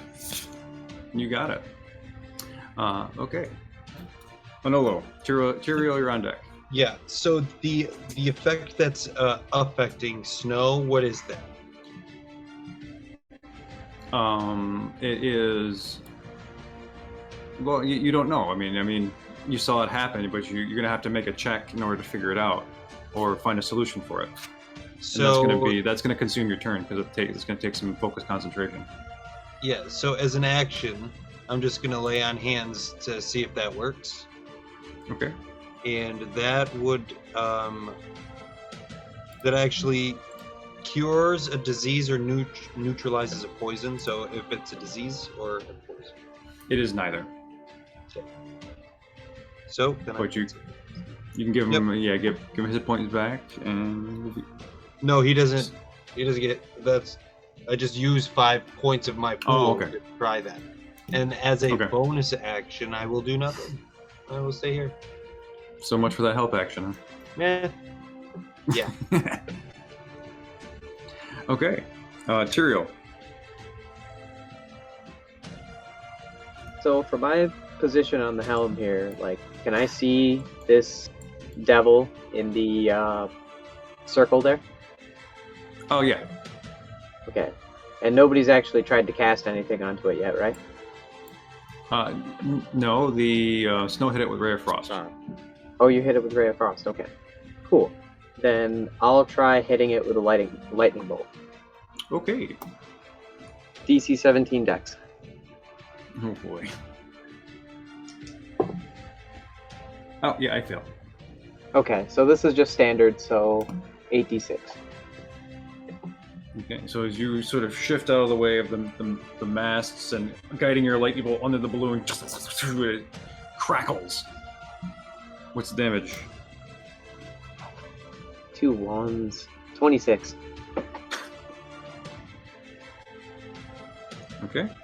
So it goes through the circle, and then he lights up. You see part of the ballista missile kind of singe and set on fire around him. So now he's been pierced by the ballista, and this ballista's thing's on fire, and the fire's creeping towards him slowly. Top of the round, unless you're moving. No, sorry. Just Okay. chilling. Thurkir, you are I'll currently try and crawl up him again. okay. Athletics check. 21. Okay, yeah, you're climbing up on his back again, even though you're plummeting straight down. You're climbing on his back. You get on top of there. What do you do? Let me make a perception check and see if I see Soot or not. So I'm not sure if I'm fighting him if I even see Soot. I'm totally yelling. I'm like, they're here! Hey! Because I'm just kind of like... coming down. How far away is it to the boat? You're currently 30 feet below it. Okay. Yeah. I'll just use my turn to jump, like fly off of him and grab Soot. I'm gonna Okay. assume Soot fell. Oh, So you jump up off of him, and Yeah. like heading up, and when Soot's falling down. I now grab Soot. Okay, so on Soot's turn, he can do his thing. Is that Oh. okay, Soot? I mean, Yeah. Okay. I was coming to get you. Oh, I thought you fell off the boat again. No? Do you want to go back down, or is he gonna come back up? I don't know. Are you I broke his fancy backpack. He's probably pretty upset. Okay. Are we back up on the boat? Or Not yet. okay. What? I could like claw into the side of it or something. Whatever you want. I don't It's up to care. you. It's your character. What do you I want? have to land somewhere. You know, that's how mine isn't true flying. It's like jumping. You know, really well. Yeah, It's the like way I Superman kind of- flying. I imagine you are jumping up and Soot's coming down. I was Okay. imagining Yeah. on Soot's turn you could connect. Okay. Do you want to go back That- up? that-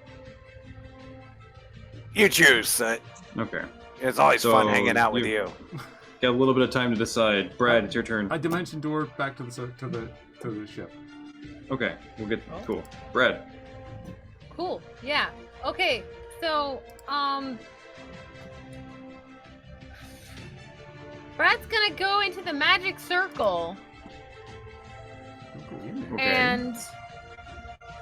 and do like, because he's really confused because none of this stuff is damaging things very well. So he's just gonna straight up do like a booming blade attack on him. So he's gonna take his weapon and go for a standard attack. So as you Big cross the blade threshold of the circle, you see this devil just kind of and just curse at you in Draconic. Like, you too, bro.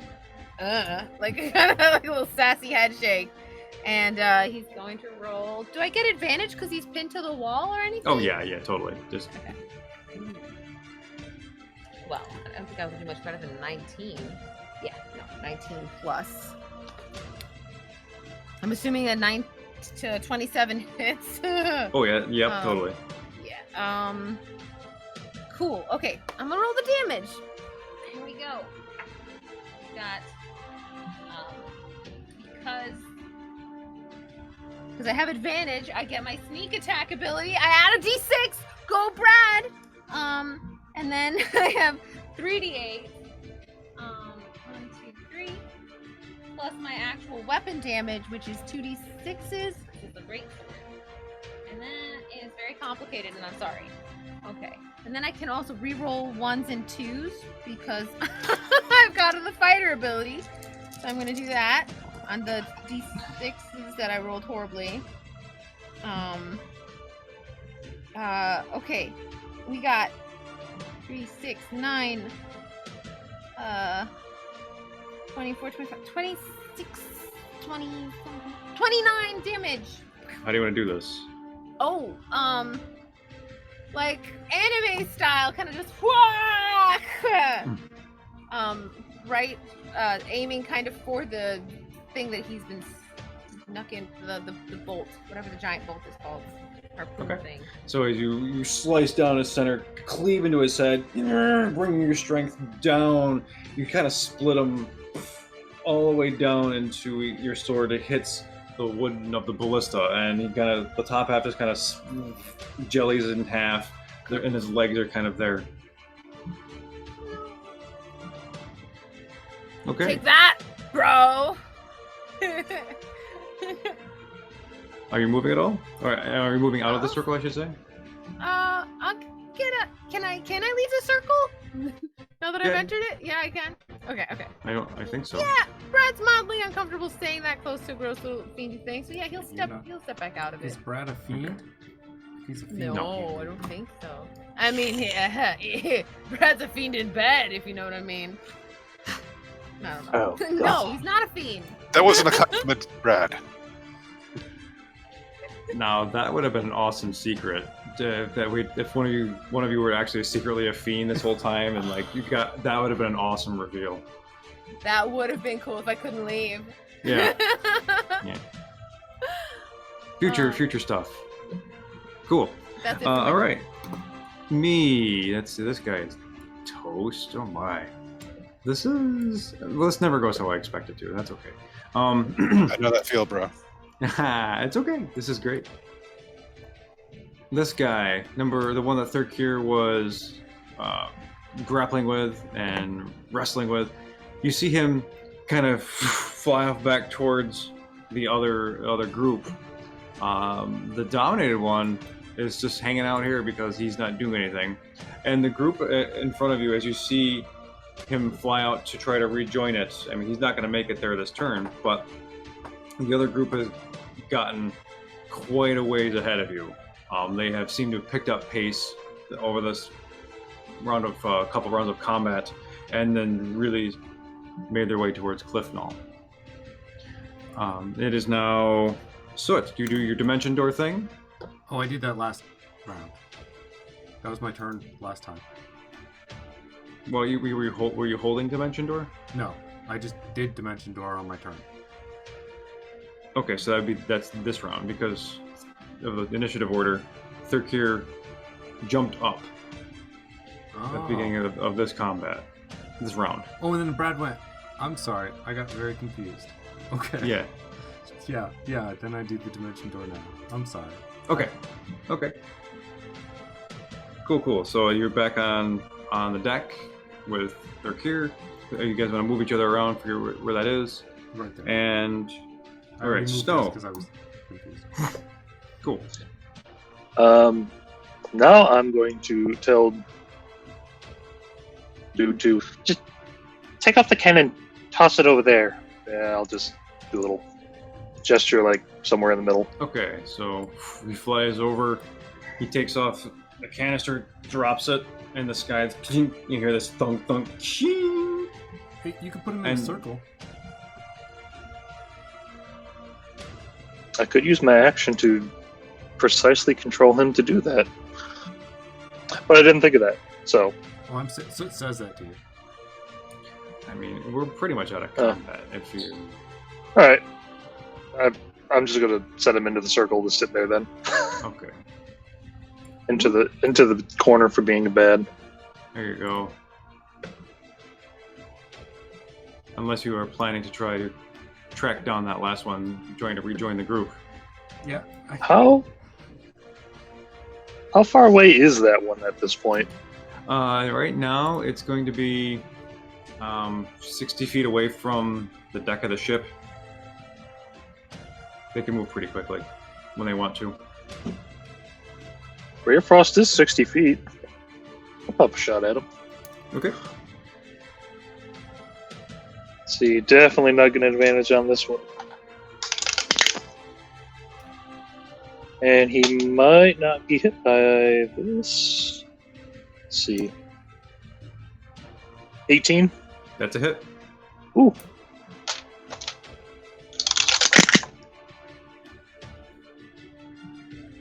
$18 cold with no resist. Okay. So as you shoot out your ray of frost, it hits him in kind of in the back. You see it freeze up his legs. He shakes it off, looks around, snarls, and keeps on going. But 10 feet slower. But So, 10 feet ha. slower. Yes, indeed. All right. So now it is Ender, Anoli on deck. I don't know if there's any. Snow, do you want to just leave this guy in the circle, or what? I mean, we can decide what to do with him. Question him or something. All right. Good idea. Don't just kill everyone. If I run to the other ballista, can I get a shot at the fleeing guy? Yeah. Or is he too close? Well, if you get if you get to the other one, yeah, you could fire. Yeah, he's in range. All right, I will take a shot then. Okay. I'm rolling a d20. Yep. And I rolled a 7. That's gonna be a miss. Okay. So as the ballista fires, he looks over his shoulder. He hears this thing. He usually just kind of ducks out of the way as it flies over him and careens down towards the world below. Oh, I didn't think about that. 4. Yeah. Hopefully no one's down there. Okay. Is that it, Ander? That's all I think I can think to do right now. Okay. Anolo, then Tyriel on deck. What was the ability you needed to roll for that ballista? The siege weapon? You're shooting I- the... What is it? I have the modifier. It's on my end. You just roll the d20 and I add the modifier. Alright, I'm gonna go over to Ander and see that he completely missed it, and I'm gonna give it a go. I'm just gonna kind of shoulder nudge him.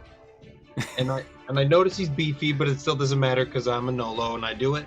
And Okay. I try to shoot the ballista. Okay. So D20. Yes. A D, I 15. guess. 15 on the die. Yes. Yeah, that's gonna be a hit. Boom! So this is not a point blank shot. You need a roll. This is a regular one, so 6d10. Did you say 6 D10? Yes. Okay, hold on. Let me just use the digital dice roller. I don't. Okay.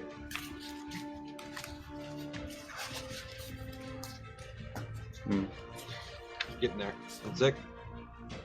Oh, good amounts of damage. 36. Boom! Wow. Okay. Cool. Yeah, baby. So even though he looked over his shoulder once, kind of ducked out of the way of Anders' ballista, he resumes his normal flight. Doesn't really look behind him. Boom! Square in the back. 36 damage. He glances off the canister. You hear it pop, and you see these ghosts kind of leaking out. Yeah, but he is still flying, taking off. These guys are like the reverse Ghostbusters. Okay. If you say that, I'm gonna be like, that one was lame, buddy. Just like that shot. Anyway, Right. I'm all done. Okay, Tyrael. Okay. Great goof. So is he? Is this target still like well below the ship? Pretty much. Well, no, he's risen. That's how they're able to fire the ballista at him. So he's targetable. Okay. It is the Easter season. So including like the length of the ship, that's probably like what, 100 feet? Yeah. Okay. Then yeah, we'll go with another 3rd level lightning bolt. DC 17 deck save. Okay.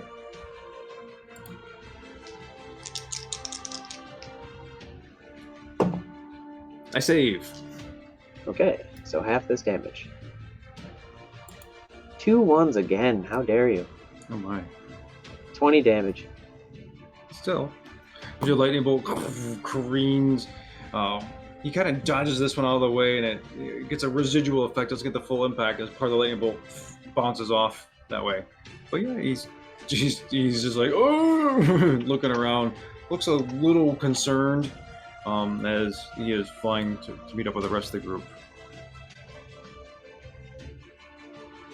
Cool. All right. Is that okay? Yeah, I'm staying at the helm, so.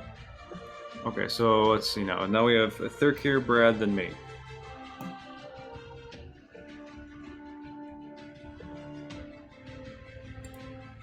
So should I turn this one on the deck into parts, or keeping it for some reason? Question him. So keep just the head like last time?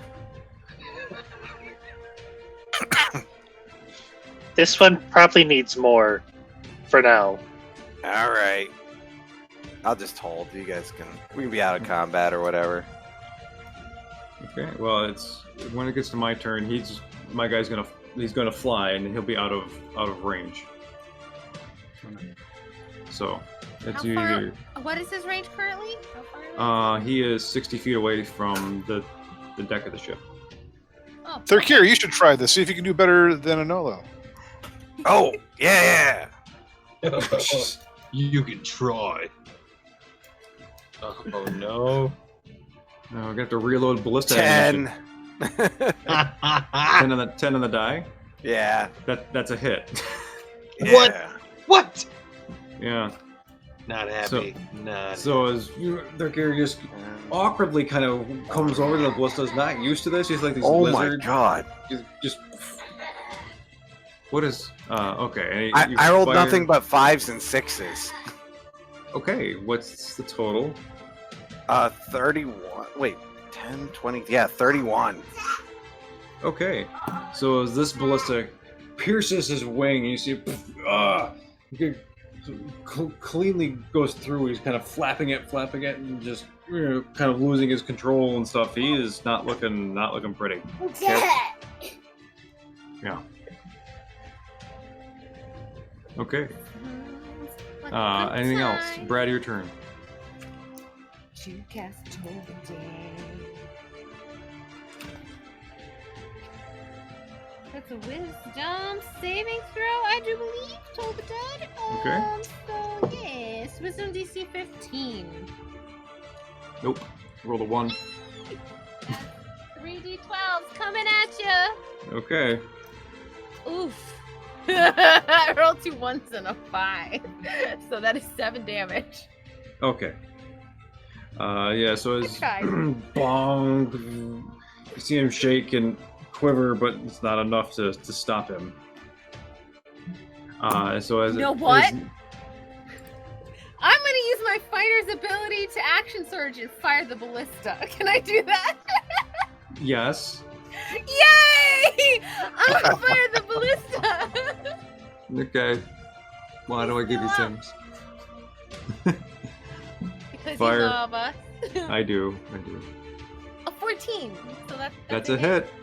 And so as you see him dilapidated, flying haphazardly, this other ballista careens at him. What's your damage? 50 10s, you said? Yep. How many? I'll make sure I'm rolling 6. the right amount. 6. Okay. All right. 4, 9, 10, 19, 23, 25. 25 damage. Brad, as your ballista fires and lines up with like the center of his back, how do you want to do this? I want it to be like Duck Hunt. I want him to just kind of flip upside down and just. Okay. So it hits him, and for some weird reason, the blister just kind of vanishes, and it turns into like this little red target. And he falls down. As he's falling, he disintegrates into dust, and the canister and the sky fall too. And that's pretty much it. So I'm gonna call it. We're out of combat. Hey, Brad, nice shot. That was pretty incredible. You did so much better than Thurk here, I gotta say. Who did so much better than Ander. And Yeah, and no. Willow. Excuse me, I've hit twice. I hit my twice. shot You was probably hit dead once. on. You missed when it counted, though, buddy. Actually, I did only hit once. Never mind. That, oh my god, that excuse me in tandem. I need a minute.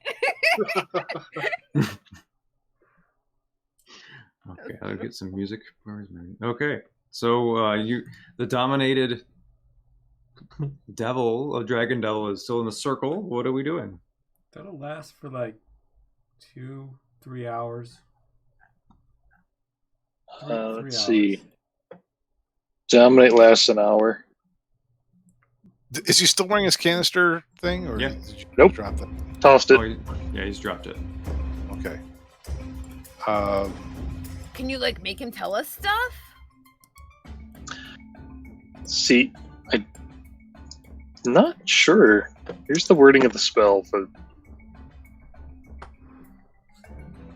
So it does. Yeah, he does his best to obey, but it doesn't say I can force him to speak or anything. But it doesn't say But- you can. Tell us everything you know about your plans. And then you can tell him to answer me. Like I'd be like, hey, tell us everything you know about the plans of what you were doing here. I could get Enola to say stuff. I think you could get him to tell you things. Well, as an order, first, bow. He gets down on his knees and he Lower. bows. He goes as far and he stretches out lower. His wings kind of flatten. Well, Now. sir, can you make Enola do that too? Probably. You're going to listen to us and answer every question we ask, and you will not lie. What was your plan whenever you reach Cliff Knoll? Okay, hold on, where am I? Oh, of course. And he speaks to you in Kobold. That our plan was to resupply our forces there with, and he looks over at the skies with the weapons, new weapons. So it looks like they were planning to resupply their troops with new weapons that they were going to get there at Cliff Knoll. What Are you kind of- working with the dragons? I serve the pit fiend.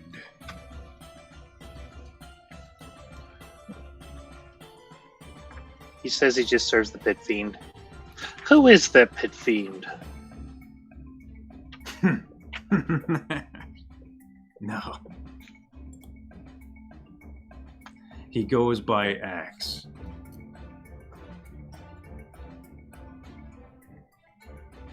Pit fiend's name is Axe.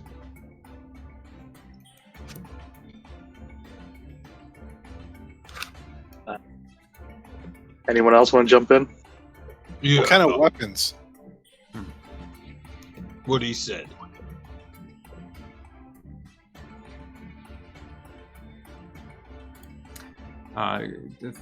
Technically, Snow, you have to do this because he's not going to listen. You're dominating him. What weapons exactly were you planning on getting? More of these or other things? Oh, we're giving them the soul canisters. You see, You're in trading- hell, souls are currency. Sometimes they come in form of coins. But Despotter has found a way to harness their energies in more aggressive forms. And what kinds of weapons were you trading these for? Not trading, resupplying. And what kind of weapons are those that you're resupplying? Well, swords, claws, siege weapons. Whatever we can affix the canisters to. We will scream hell at everybody. So their plan was to trade in these cans, well, use these cans to resupply other weapons to attach to the cans. Wow, that's convoluted. Is for Cliffnall or like against it? Like, is someone fighting Cliffnall right now? Wait, what was the question?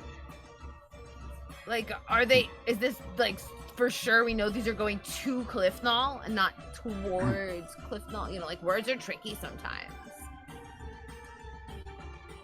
Were you planning on making these trades to combat Cliffnall or to work with Cliffnall? We were delivered directly to Rogar, warlord of Cliffnall. They're being delivered to Rogar, so they're clearly working with him. Let's see, he's the guy who's calling the shots there now, right? Mm-hmm.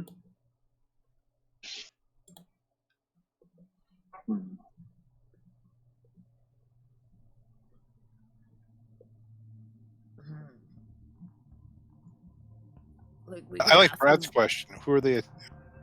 Are they currently attacking someone, or are they defending the city? What are they doing with them? Yeah, like why do they need siege weapons? Is there a reason in particular you need to resupply? Are you attacking a certain area?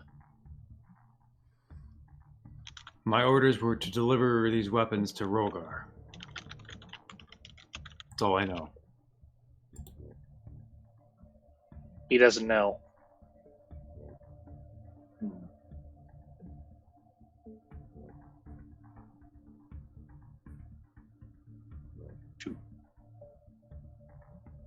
Did you kick the canister off of the ship, right? Nope, it's actually on the deck. Oh. While you're talking to him, I want to go detect magic on that. See what it is. Okay, yeah, it's definitely highly magical. Wow. With bits of, mostly necromancy, and there's a bit of transmutation magic in there. The effect that these scythes have, where they drain you of your life's essence, how do you reverse that? Never come up.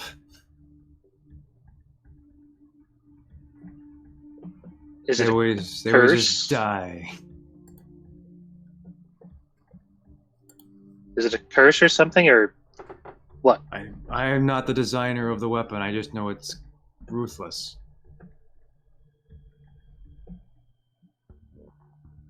So they don't really know how these things work. They just know how to use them. There's a ton of magic in this thing. But I'd imagine so. It's holding souls. What Pe- another ask there? Sorry. People? The captives. Like, our friend Ned. Maybe Ned's being held captive by these creatures, maybe. I mean, maybe not mention Ned specifically, but captives. If your kind were to take somebody captive, where would they hold them? Oh, we'd send them. We'd bring them back with us to hell. Well, they just bring them back to hell with them, so I don't think that's where we need to go. Where would Rogar hold them? Have you ever been to Cliffnall? No. Have you heard anything about the city at all? I know it's under the control of Rogar, and he reports to the Black Dragon Neomus. That is what I know. Do you know where Neomus is? Do I look like a soothsayer to you, little one? You look like the guy who's got to answer my questions. I do not know.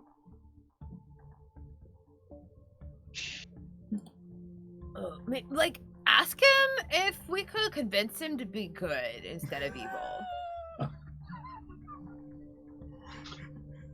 Like, Yeah. See if Is there any chance at all that we could maybe convince you to turn away from being a demon and working for the side of good?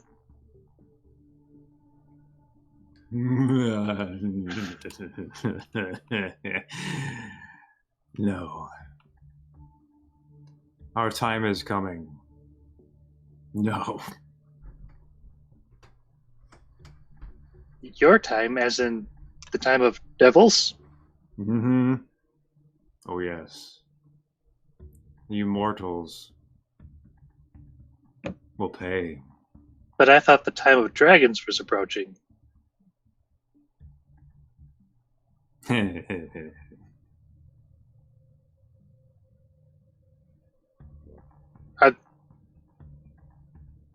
Are you working with the dragons to free Tiamat? Yes. All right.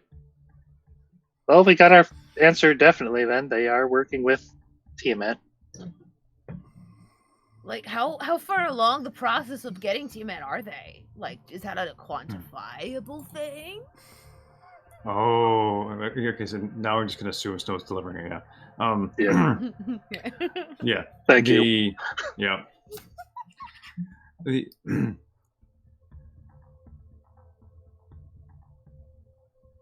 I don't know. I've heard rumors that the sigils are closer, but they need more people.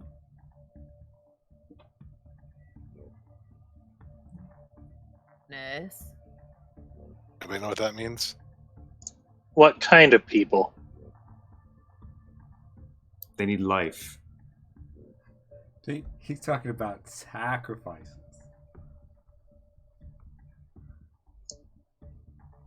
Are they certain kinds of people or any people? Any people. They need life essence, soul and blood, bone and flesh.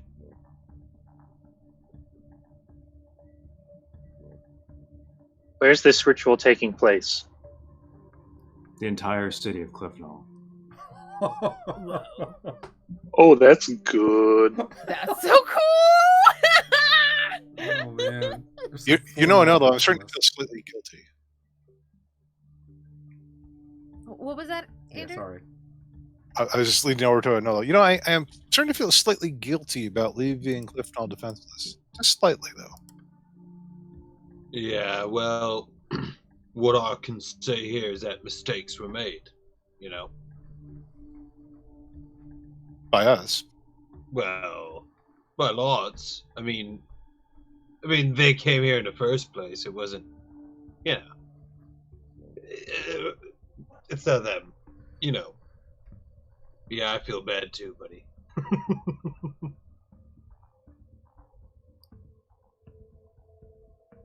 I guess we better get Brad and get out pretty quick then, huh? You mean? Or I mean, sorry. Brain not working. Same person, Ned. different character. Ned. That's no worries.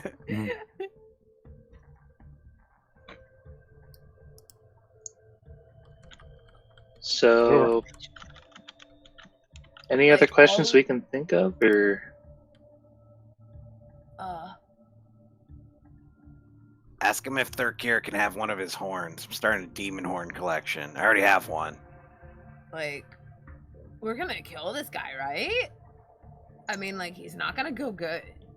And he's, like, trying to raise Tiamat. Like, we can't let him live, like, as heroes.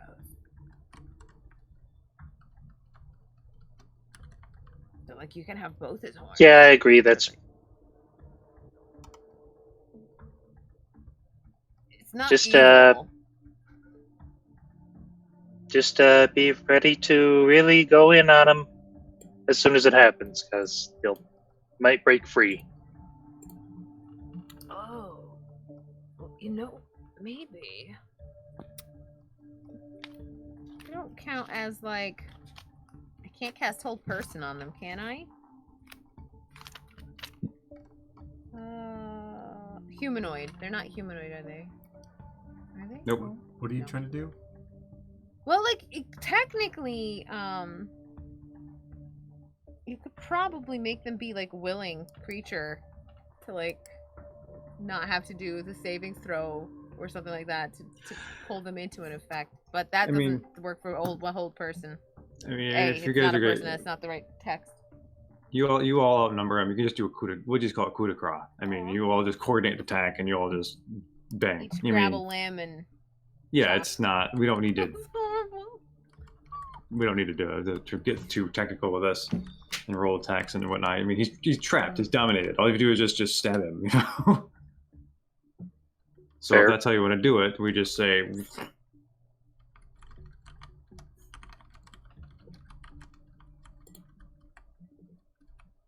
No more Is that- questions? Yeah. Speak now or forever hold your peace. Okay.